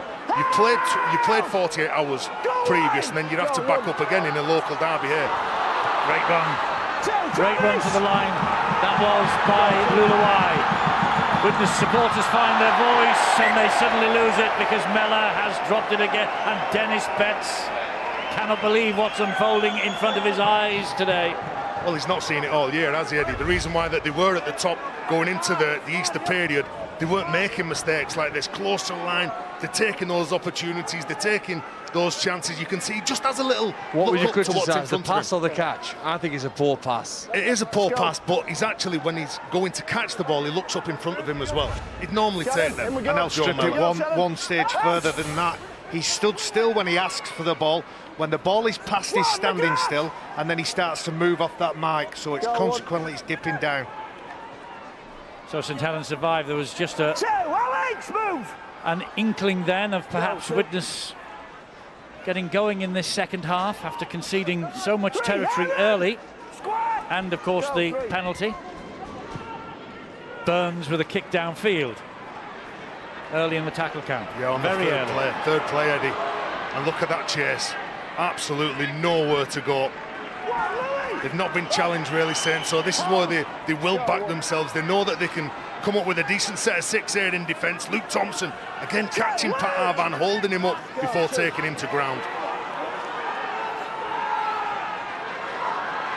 So what can they do here with Christine? Well, that was a good tackle by Matty Dawson. Thompson to Mellor. Alex Gerrard. Joe Mellor and Tom Gilmore very animated. Eddie wants some quick ball here. Well, the crowd thought that was a high shot. I don't think it really was. Here's Gilmore. That's left it a little bit tight to the touchline. Oh, it's bounced horribly. Thompson. Corey Thompson in quickly on Shannon McDonald. McDonald saying that was a high shot. Referee saying no, it wasn't. Get on and play the ball. Well, that was innovation with a capital I. Well, you saw when Tom Gilmore, he puts that ball up, throws his arm up in the air, and then Corey Thompson just whacks it See this, watch it, have it, and then he follows it. Nearly bangs for him as well. Burns wants to get a quick play of the ball going. Here is Kyle Amor. He goes down, that's 5 gone for St Helens. Widnes are going to get the ball back here, or are they? That's a great effort from Jordan Turner for a 40-20, just didn't quite get the angle right. Well, it's a huge kick, isn't it, Eddie? And weirdly, Widnes are getting back now, just behind the ball. Saints got the right defensive attitude in this game. They know that they need to focus and concentrate for the final 25 minutes. Ian and Widnes, well, still don't look like there's any urgency to tap this ball quickly, running out of time. Yes, fatigue will now start to become a factor in this match. Well, there you go, that's fatigue. Well, Patrick Arvan has had a shocker with errors, and some of them unforced. And that's just today. Tiredness, mental tiredness. And it's very draining, the Easter period, but I think both coaches summed it up really well. We're all in the same boat, we're all tired, we're all sore, you've just got to get on with it. Time off. 20 years of Super League. Yes, it's been going for 20 years. Tomorrow, exactly to the day, we celebrate it with a special programme, 10:15 on Sky Sports 1. Look back at the highs, the lows, and the super highs, and there have been some over the last 20 years. Should have one. Take forever. They take forever, don't they now? You've changed a bit in those 20 years, haven't you, Eddie? Not really. Still these boyish good looks. Hey, we're one shot here. Hull have just nudged ahead of Warrington. Interesting day, Easter Monday. This period can make or break a season, and all the highlights can be seen on our website, skysports.com/rugby league. Any good players will thrive on these fixtures because they know that other players maybe might feel sorry for themselves going in. You have to back up. If you lose, well, you want to get straight back on the bike, don't you? Walsh gets it to Thompson. He's been good, Thompson, today. Very strong in attack and defence. Big thing. Struggled to put him down. Burns to Fage. Theo Fage going for the line himself through a little dummy. Travis Burns again. Back it comes to Jordan Turner, then from Turner to Walsh. Walsh to Wilkin on the angled run. That's a good run from Wilkin. It's a great run. Back underneath the sticks. Last one coming up for St Helens. Wouldn't be thinking about a one-pointer, would they? No, not at all. As Walsh dinks it to the corner. It's well claimed by Thompson, but he jumped from the field of play. Well, he's not the biggest Corey Thompson, but he's certainly one of the safest. The ball goes up here. Yeah, he's got it right. He jumped from the field of play. Should be a goal line dropout. This. Well, he'd actually changed his mind. He was going to go to the top 20. Now he's changed it again.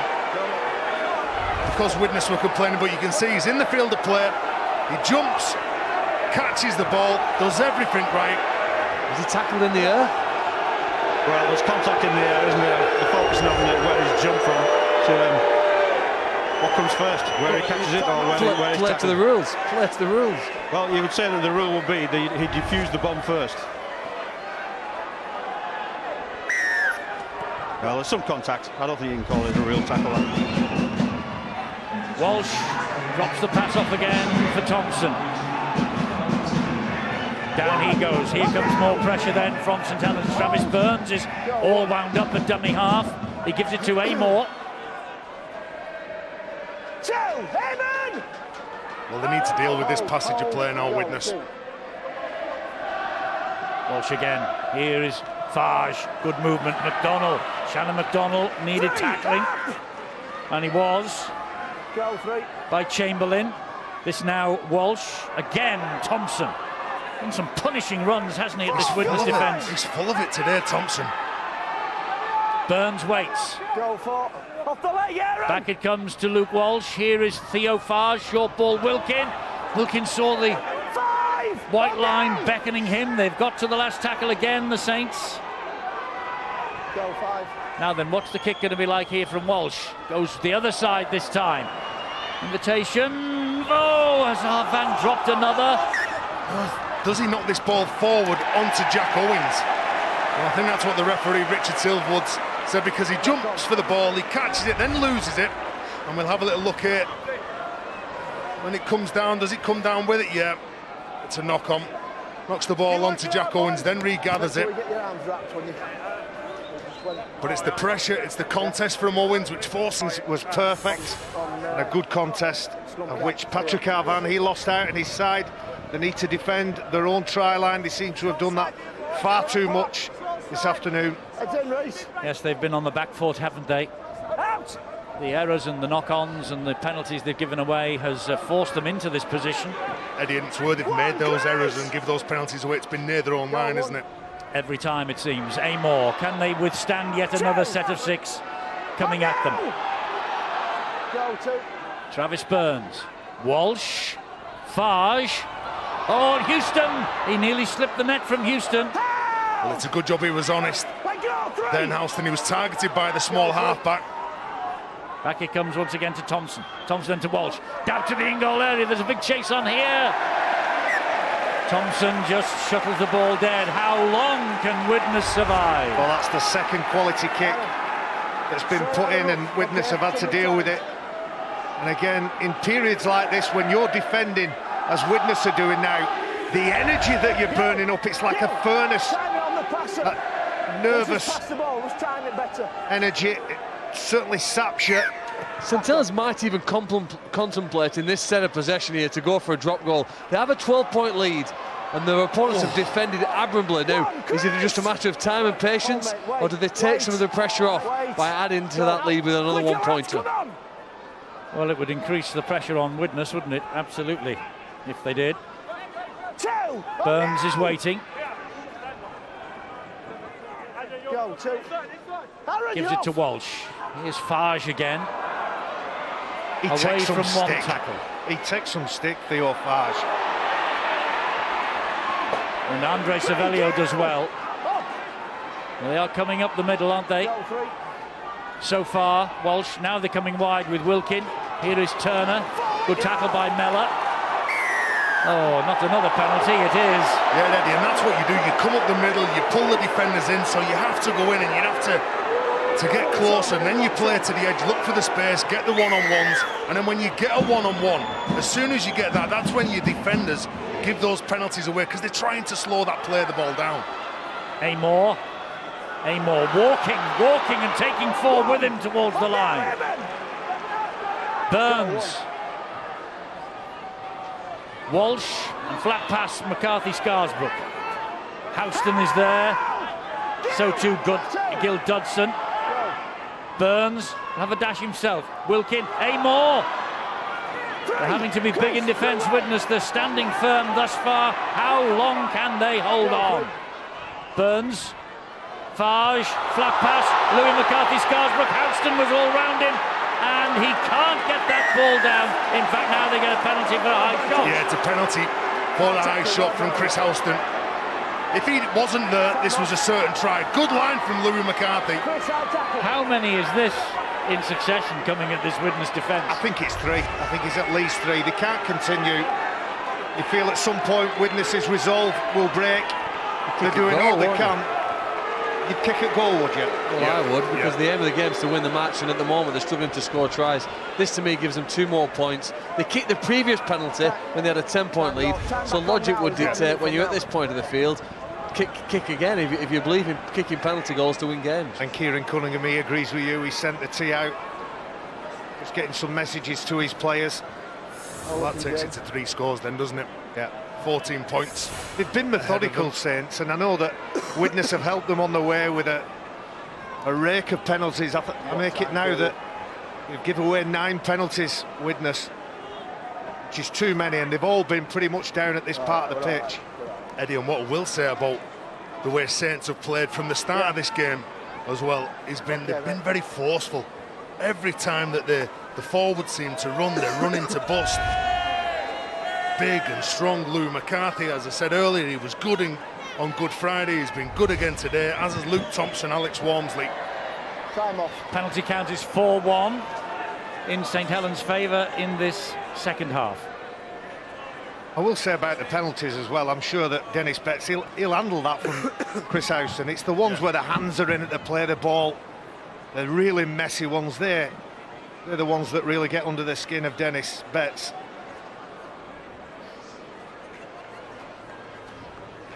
So Luke Walsh to just press home the advantage still further, which he does. A win's a win, that's all that matters this time of year. Yeah, well, they're in total control. They're backing up from that defeat against Wigan, where they didn't play well, and I'm sure Kieran Cunningham would have talked about that, saying that we've got to go there, we've got to start the game well, we've got to finish the game well, we've got to dictate the speed of it and make sure that we are disciplined, and that's certainly what they've been, Saints. And they know, of course, that they lost both the Easter fixtures last year, Wigan and Hull. They have to go back 2 years to 2013 for their last victory at this hectic time of the year. Easter Monday 2 years ago, they beat Castleford at home. They'd lost to Wigan, or at Wigan, 3 days previously. They haven't won both Easter games, the Saints, since 2009. And just picking on something you said then, Tez, Saints didn't play well in that Wigan derby, but Widnes did. They really run Warrington close, and the last 10 minutes saw the game feel away. What do you put this down to? Just Saints turning up. That, as I said, Barry, I think the forwards have been really good. I don't think they felt sorry for themselves. They've just given the penalties away. They've turned over the ball cheaply near their own line, and it's just those mistakes that's really hurt them. This is the last to go high off the boot of Walsh again. That's sort of sliced, going away to the right-hand side. Arvan this time is safe. And the Widnes fans are on their feet, applauding him for the fact that they got that one and pouched it safely. Well, they need to come up with a try in the next few minutes as Pat Arvan deals with this. Again, Luke Thompson was in front of him along with Louis McCarthy-Scars, but Widnes trying to offload the ball in collision. And he did then Hanbury to Arvan. Too long holding Arvan down, penalty. Well, they need to kick this ball out as quick as they can. Get close to Saints' line. Let's see what Saints are like.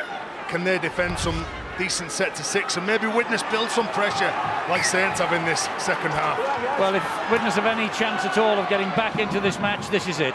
Well, we were at the Hull derby on Friday, of course.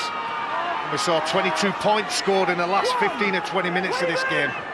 There's still, what, 15 minutes left? Aramiah goes the short side, that's Gilmore. The ball flicks and bounces all over the place. What happened there? Knock on.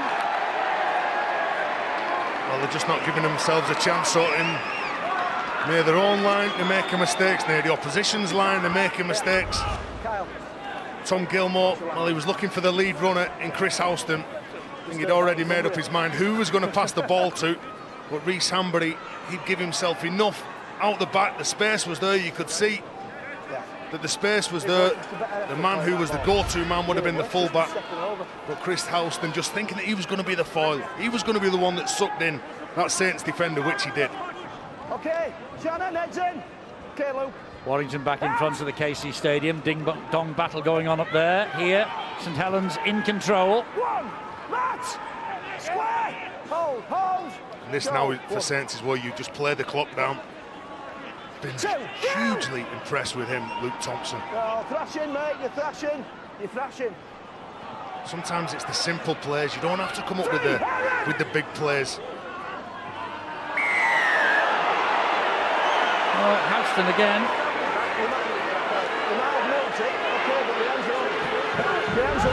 Andre Sabelio, when he's getting up, the referee says that, yeah, you might have milled it, but because your hands were on him, that's why we've had to give the penalty away. He dragged him, definitely dragged him, didn't he? I mean, it's giving the referee no alternative, really. But I think what the referee will also look at it, he's at the side of the play of the ball and ends up in front of the play of the ball as a result of him falling down, and that'll be another big thing that Richard Silverwood takes into account in giving the penalty. Well, it's a horrific penalty count against Widnes in this second half. Go, one. Thompson again carries it forward. Amazing, he's only 20 years of age, Luke Thompson. This is his 8th appearance as a substitute this year. He'll be soon in the starting lineup. That's a good ball from Theo Fage. Shannon McDonnell thought he was in. Great injection of speed from Theo Fage, then runs straight at the defensive line, as he does again. Nice little dummy. Gets the ball away straight to Mellor. And Mellor is away, and he has Thompson. And has Thompson got the legs on Walsh? Oh, brilliant! Oh, and it's dropped by Mellor. Great tackle by Luke Walsh. It's play on this, it's a free play. That's what they needed, wasn't it? That was a big effort from Luke Walsh. How many times has Dennis dropped his head today? You'd have put your house on him finishing that try, Corey Thompson.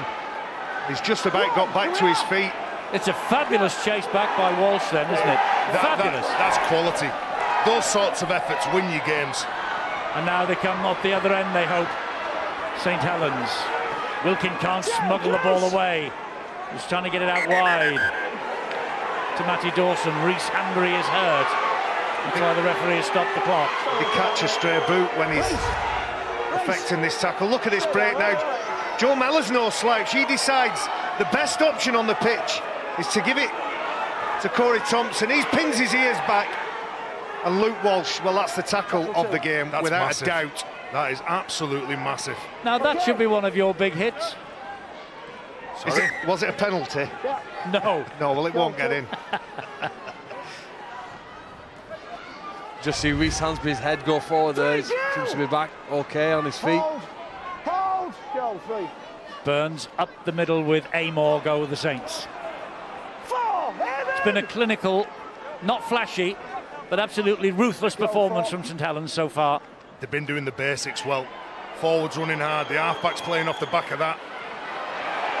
McDonnell and Widnes just hanging off McDonnell. That could have been fatal. Burns 10 metres away. Here is Walsh. And Walsh out to the side again. This time Arvan claims it cleanly and in goal as well. Yeah, knocked to the ground by one of his own teammates as well, as he's trying to get up. Dealt with that, Pat Arvan. Just in summary of this game, you look at Luke Thompson involved, the number 17. I've had a look at his defensive stats, because that's a big indicator. Again, he's doubling up his defensive efforts. That's his 24th tackle of the game. He's missed 0, and he's been a threat whenever he's touched the ball. Yes, he's done well since he's been on. Christine now. Fage around him, Jordan Turner around him. A little bit of help from the skipper as well. Thompson just managed to hang on to that. Mellor, this man maybe has the key to a Widnes comeback. Go for. Jeremiah. Tom Gilmore. Help! 5! Last one for Widnes coming up then. Mellor with the kick. Who's chasing it? Well, there was a collision off the ball, and the referee saw it as an infringement and an illegal challenge on the big fellow, Jeremiah. Yeah, Dominic Perry just gets into the pathway. He was blocking at Jeremiah, so it's a clean catch here from McDonnell. Back on the line, mate. He had no option but to give that penalty away. For the final 11 minutes now, with what, 14 points to score. Well, they're going to have to pull something out of the bag, aren't they? 14 points for the draw, 3 tries for the win.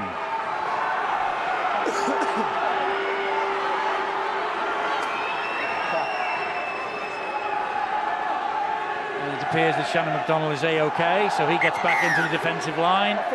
And they're going to have to defend this run here from Houston.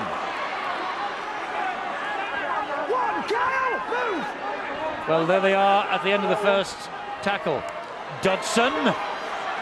Solid defence. 2, stand out! Stand out! Not giving him an inch to move. Gilmore. Back here comes Mellor. Mellor then to Hambury. Hambury changes the direction, goes for the line himself again. Oh, I think he might have got this down. The reaction of the crowd is that he has. And the referee will hand it upstairs. I'm with you, Eddie. As a try. Yeah, I'm with you, Eddie. I think this is a try. Comes back against the angle. Reece Hambury, you can see he's got the scars from today's game. Knock on. OK, Stuart, over to you. looking for a knock-on, did I hear them say? Well, they're looking for the pick-up at the play of the ball. The acting half-back, did he pick it up cleanly? And then the grounding. So, obviously, back to the play of the ball. Does Jeremiah pick this ball up? I don't think there's anything wrong with that. He juggles it a little bit, but there's certainly no knock-on there. And it'll be from there to see whether he gets the ball down cleanly. His hands on the ball. Well, it certainly ends up on the line. Is his hand still on the ball? That's the question the video referee will be trying to work out. And on the evidence of what we've seen, you can't see anything that says his hand isn't on the ball. This might tell us. And I think it was helped forward from Shannon McDonald's knee as well, pushed forward, but Rhys Hambury still had hold of it, Stuart. Well, given that the referee's given the try on the field, there's certainly nothing there to deny it. This will be a try.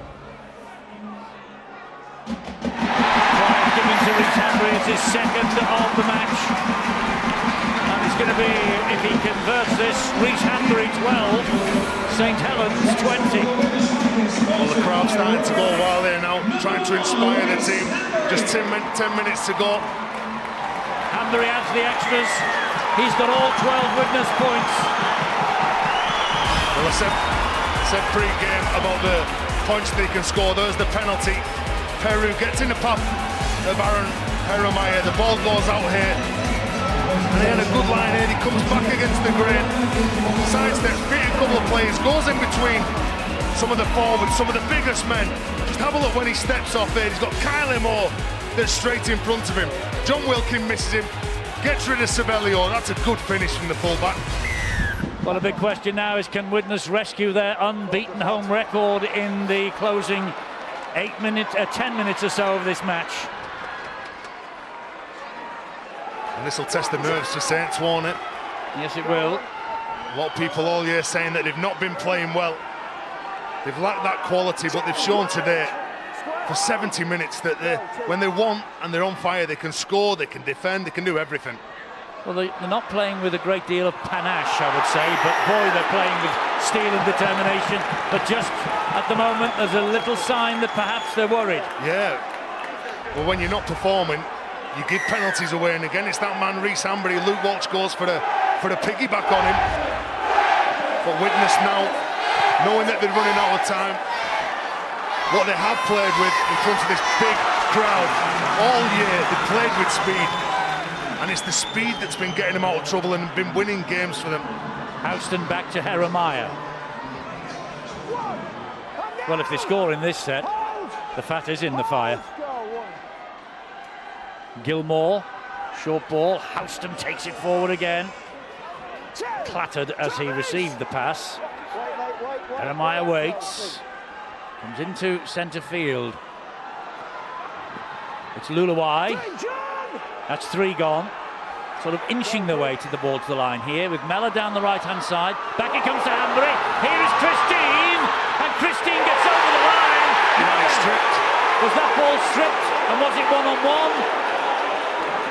Well, if there were 2 there, what does the referee do here, the video referee? Do you say they've got no try on the field? Is that there's no chance of a penalty try, Stuart? No, can't have a penalty try for a ball steal, but he can give the penalty. So I'm not sure why he's handed that on to the video referee, because he'll know that.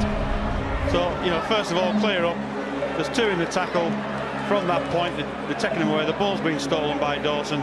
Well, that's it. That's a penalty. So it'll be a penalty 10 metres out to Widnes. There's nothing else to be done. He could choose to sin bin him. That'll be the information that he'll get from the video referee. But it's certainly no try on that, and it'll be a penalty to Widnes. So he could be sin bin for a professional foul? If he deems it to be a professional foul, yes. Would you deem that professional foul? I wouldn't, no. I think he's defending his line. He's got his hands around the ball, and the ball comes free.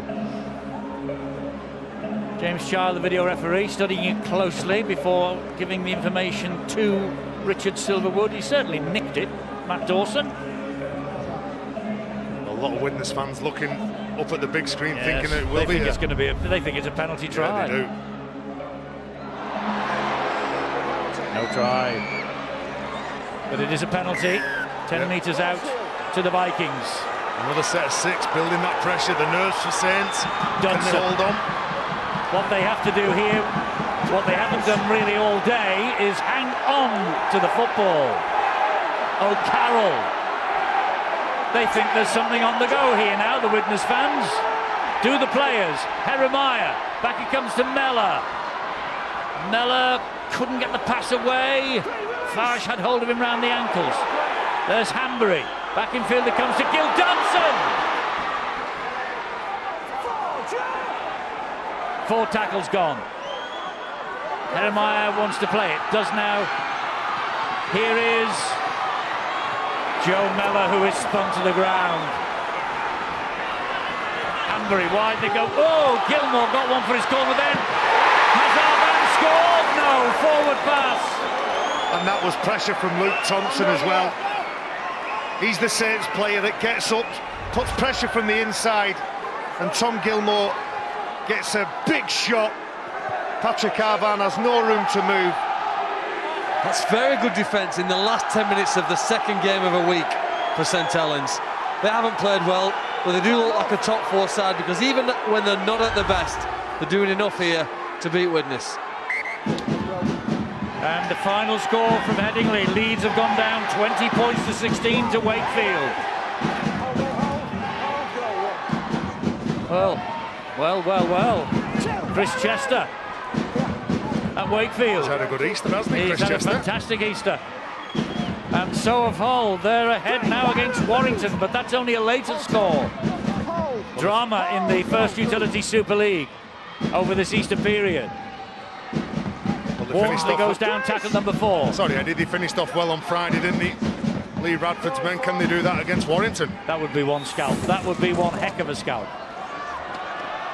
And Wigan-Warrington on Friday will be an absolute corker. Don't miss it, Sky Sports 2, 7:30. That's our next assignment after Catalan and Castleford later on today. Stick with us for that. Catalan-Castleford, it follows us here at Widnes. We'll be presenting the programme from here, taking you to the south of France and Perpignan for the Dragons against the Tigers. Here, though, we've got a little over 5 minutes remaining. And Hanbury's away, they give it to our man. That's a great tackle by MacDonald. That's a good play the ball, though. Hanbury again. He's offside, I think. That's a good play. He was offside there, Greenwood. Yeah. The referee agrees. No, he's saying the tackle's complete. Go back and play the ball. Yeah, tackle's complete. Thought he could just pass that ball, Reece Hanbury, then. Matt Whitley. Lulawai, short ball. O'Carroll. They've reached the 5th tackle. Have to be a dynamic little kick. Maybe here from Gilmore. No, they're running it, and that wasn't the best from Hanbury. We'll want to see that again. Yeah, not enough depth on that from Reece Hanbury then. As soon as he catches that ball, he's put under pressure. Sometimes you have to win ugly, Eddie. And Saints are doing that. Yeah, they are. As I say, there's not been the great flair that you would associate with teams gone by of St Helens, but they have been ruthlessly efficient. They have done the basics. The forwards, as I say, they've been exceptional. They've run hard, they found the front, playing really quick. And he wouldn't care if it was, you know, champagne football or straight out of the basement. He's just as happy with the 2 points. It hasn't been expansive, but just according to our records, over 80% in completion. So he'll be pleased that players like Luke Walsh, Theo Farge have managed to control the game and allow his side to get 2 valuable points. Into the last 4 minutes, they have an 8-point advantage, the Saints. That's a great chase led by Amor and Greenwood. And that's always a telling sign. When you've got a prop forward who with 76 minutes gone is leading the kick chase, that shows that they're not tired. It won't be the greatest Easter for Widnes, sadly, will it, after a fantastic opening to the season. Houston takes the battle forward again, though. They won't give up till the final siren. And Hull have beaten Warrington. The 100% record has gone west. And what an Easter it's been for Lee Radford and the Black and Whites. This is Christine. Just gets a short pass away to Setamat Asari, dumps it down, and first to it, Kyle Amor for St Helens. I think Dennis knows the day is done. Yeah, well, 3 minutes remaining. They've got to do that, haven't they? They've got to chance their arm, go into tackles, try and get those extra repeats. Sarr does that, he thinks that Aaron Jeremiah is there, he's switched on, he's on the same page. Kyle Amor. Not goal. Well, they might as well. McCarthy Scarsbrook brings it back into the centre of the field. Great run from him again. He's been gutsy today, hasn't he? And he was on Friday as well. Yeah, he's one of those players who just keeps going and going and going. As this man, Kyler Moore. Last tackle coming up here. Who's over there? Walsh. Oh, dabbed through. Picked up, though, by Jeremiah. Got to go 90 metres to score. 2 minutes remaining. St Helens ahead by 8 points. Looks like they're going to come home with the spoils. Yeah. And in all honesty, Eddie, they deserve it, don't they? Yes, they do. They picked themselves up from the defeat and no doubt the despondency of Friday. Certainly a disappointment for them. Good run though here from Miller. And Thompson wants it kicking into the corner. Thompson got it kicked towards the corner, but back comes the defender, and the defender for St Helens was Matty Dawson. Yeah, it just held up, but that's a try. Theo Fars, did he drop that at the play of the ball? Okay. Has Corey Thompson got try number 11? Time off. We have no try. They've got no try on the field. We've got interference at the play of the ball, and then it's grounded. Can you check that, please? Interference at the play of the ball, and then it's been grounded. Well, rarely, actually, Stuart, rarely do you see these given, do you, when they come out like this? But let's have a look. Well, the interference at the play of the ball takes place before that. So there's no interference there, is there? Well, they can't rule on the interference because it's before the ball has been played. So they can only rule from when the ball has been played. So it's from there, right? Is he square? That's the only thing they could look at. And does he ground the ball? He grounds the ball correctly. I can't see a lot wrong with this, to be honest. He was square to begin with, and that's all that matters. It's when the foot's on the ball. There's also a push on the shoulders, is there? No. Well, he hasn't moved. He hasn't moved. Well, as soon as Dawson makes contact with the ball, that's when Corey Thompson can move. That's when he can push off and try and get round the play of the ball. Well, he's got his arms on the shoulder, so I don't think they'll go with it. That's the only thing I can see that they could disallow the try for, because there was contact with the man playing the ball, but they're very lucky. Well, we'll hear. You see, that's the problem with sending these things up as try or no try. The referee then is he's backed into a corner, and there's nothing. I don't think there's enough contact on the shoulder, Stuart. I don't think there's enough contact to knock Dawson off balance to disallow this try. Well, the law state there shouldn't be any contact, and I know you're going to throw back at me straight away. You can see it every single time. There shouldn't be any contact, and if it's sent up as a no try, well, the video referee showed shouldn't be any contact. We're playing a contact sport. If there's no contact at the play of the ball. Not when you're a marker and the tackle's been done. If there's anything, the two markers are stood side by side. Fact, the two markers are stood side by side. It's a shame for Widnes, but as you've quite rightly said, Saints deserve this victory. They've been very efficient, and Widnes, they've got some thinking to do. Dennis Betts, I'm sure he'll say we need to tighten up. We need to tighten up, stop giving penalties away and stop dropping easy passes. Now! Well, 20 seconds remaining. You feel even if that try had been given, that it would have been the same end result, just the scoreline would have been different. They've not deserved to win this game, have they? No, they haven't. And it comes down to the first half performance, probably the first 25 minutes. Saints are 5 seconds away from 2 more competition points. And there we go. They have won this. It has been anything but pretty. But who cares about attractiveness? As far as Kieran Cunningham and company are concerned, it is the 2 points that were on offer today that mattered, and that's what they go home with. They were 16-6 up at half-time. They went 18-6 up courtesy of a Luke Walsh penalty, and then they went 26 up courtesy of a second Luke Walsh penalty just after the hour. Reece Hanbury's try 10 minutes from the end, and his goal gave him a 12-point haul personally, so he scored all the Widnes points, and in the end the Saints held the nerve, and they will go home having won one and lost one over Easter. For Widnes, they've lost them both, and a season that has had such promise early, you just hope, Terry, that the Easter programme and the Easter barren spell will not derail their ambition. Well, there were 6 points on offer in a 10-day period. Now they've got to go to the south of France. They've got to dust themselves down and pick up 2 points in the south of France. We're off to the south of France shortly, but right now we're off to the pitch to pick up the first utility man of the match. And it's Luke Thompson, and he's with Angela. Luke Thompson, man of the match. There's your champagne. You're going to enjoy that. Yeah, I'll enjoy it. It was a good win. Yeah, we know we come off the back of 2 poor defeats, so we just wanted to turn things around today. I think we did that, yeah. So I think your coach was looking for an improvement from Friday, and you gave it to him. Yeah, definitely. It was that's just the response we wanted, you know.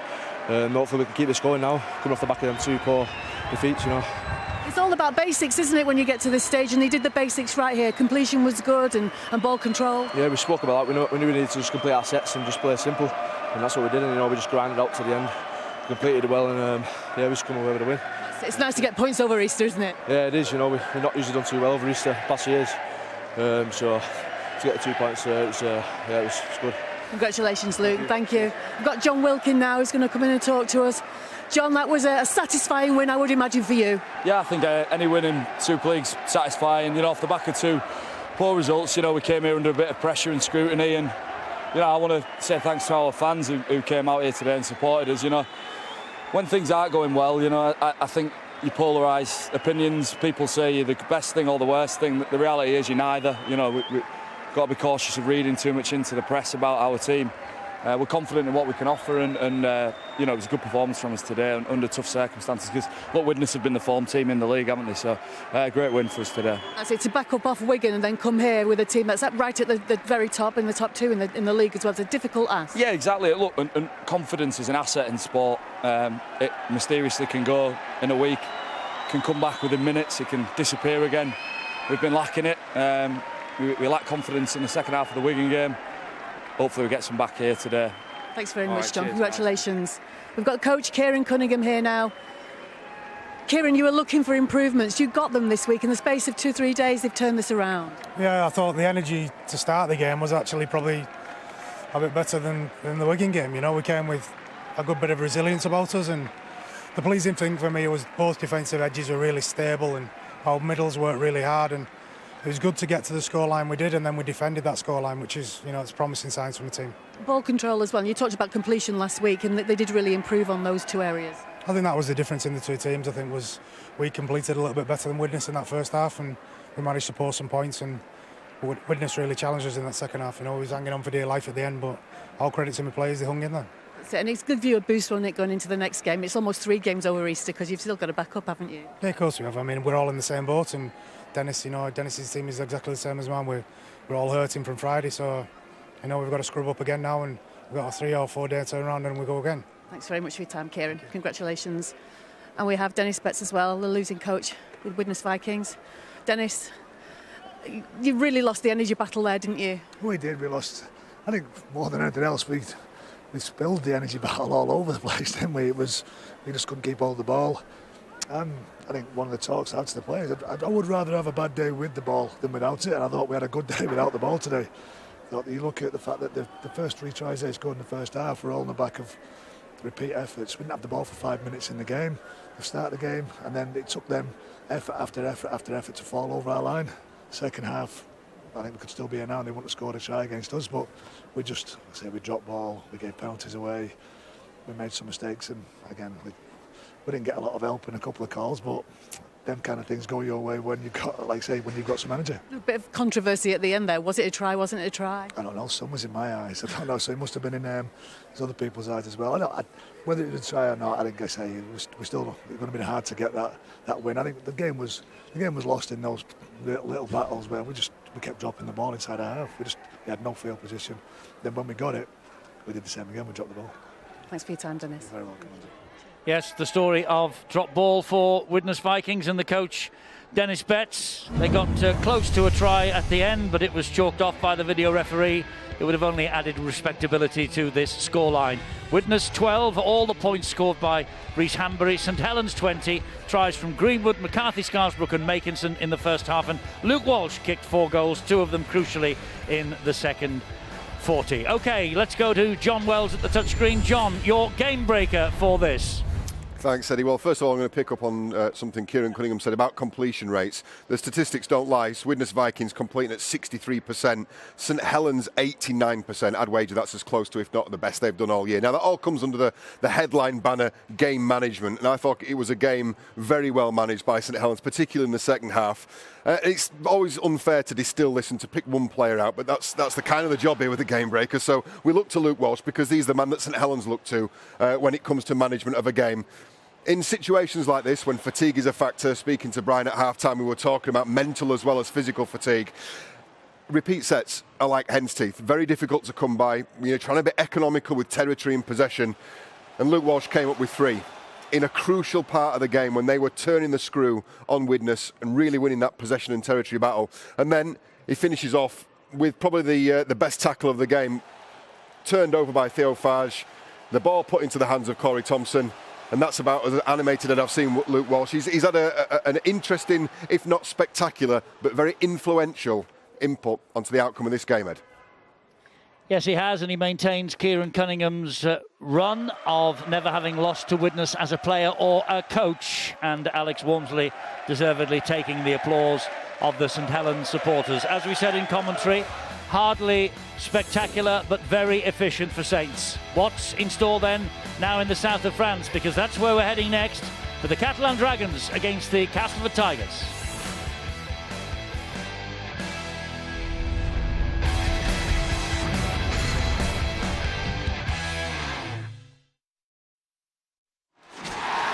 Ladbrokes, proud sponsor of the Super League on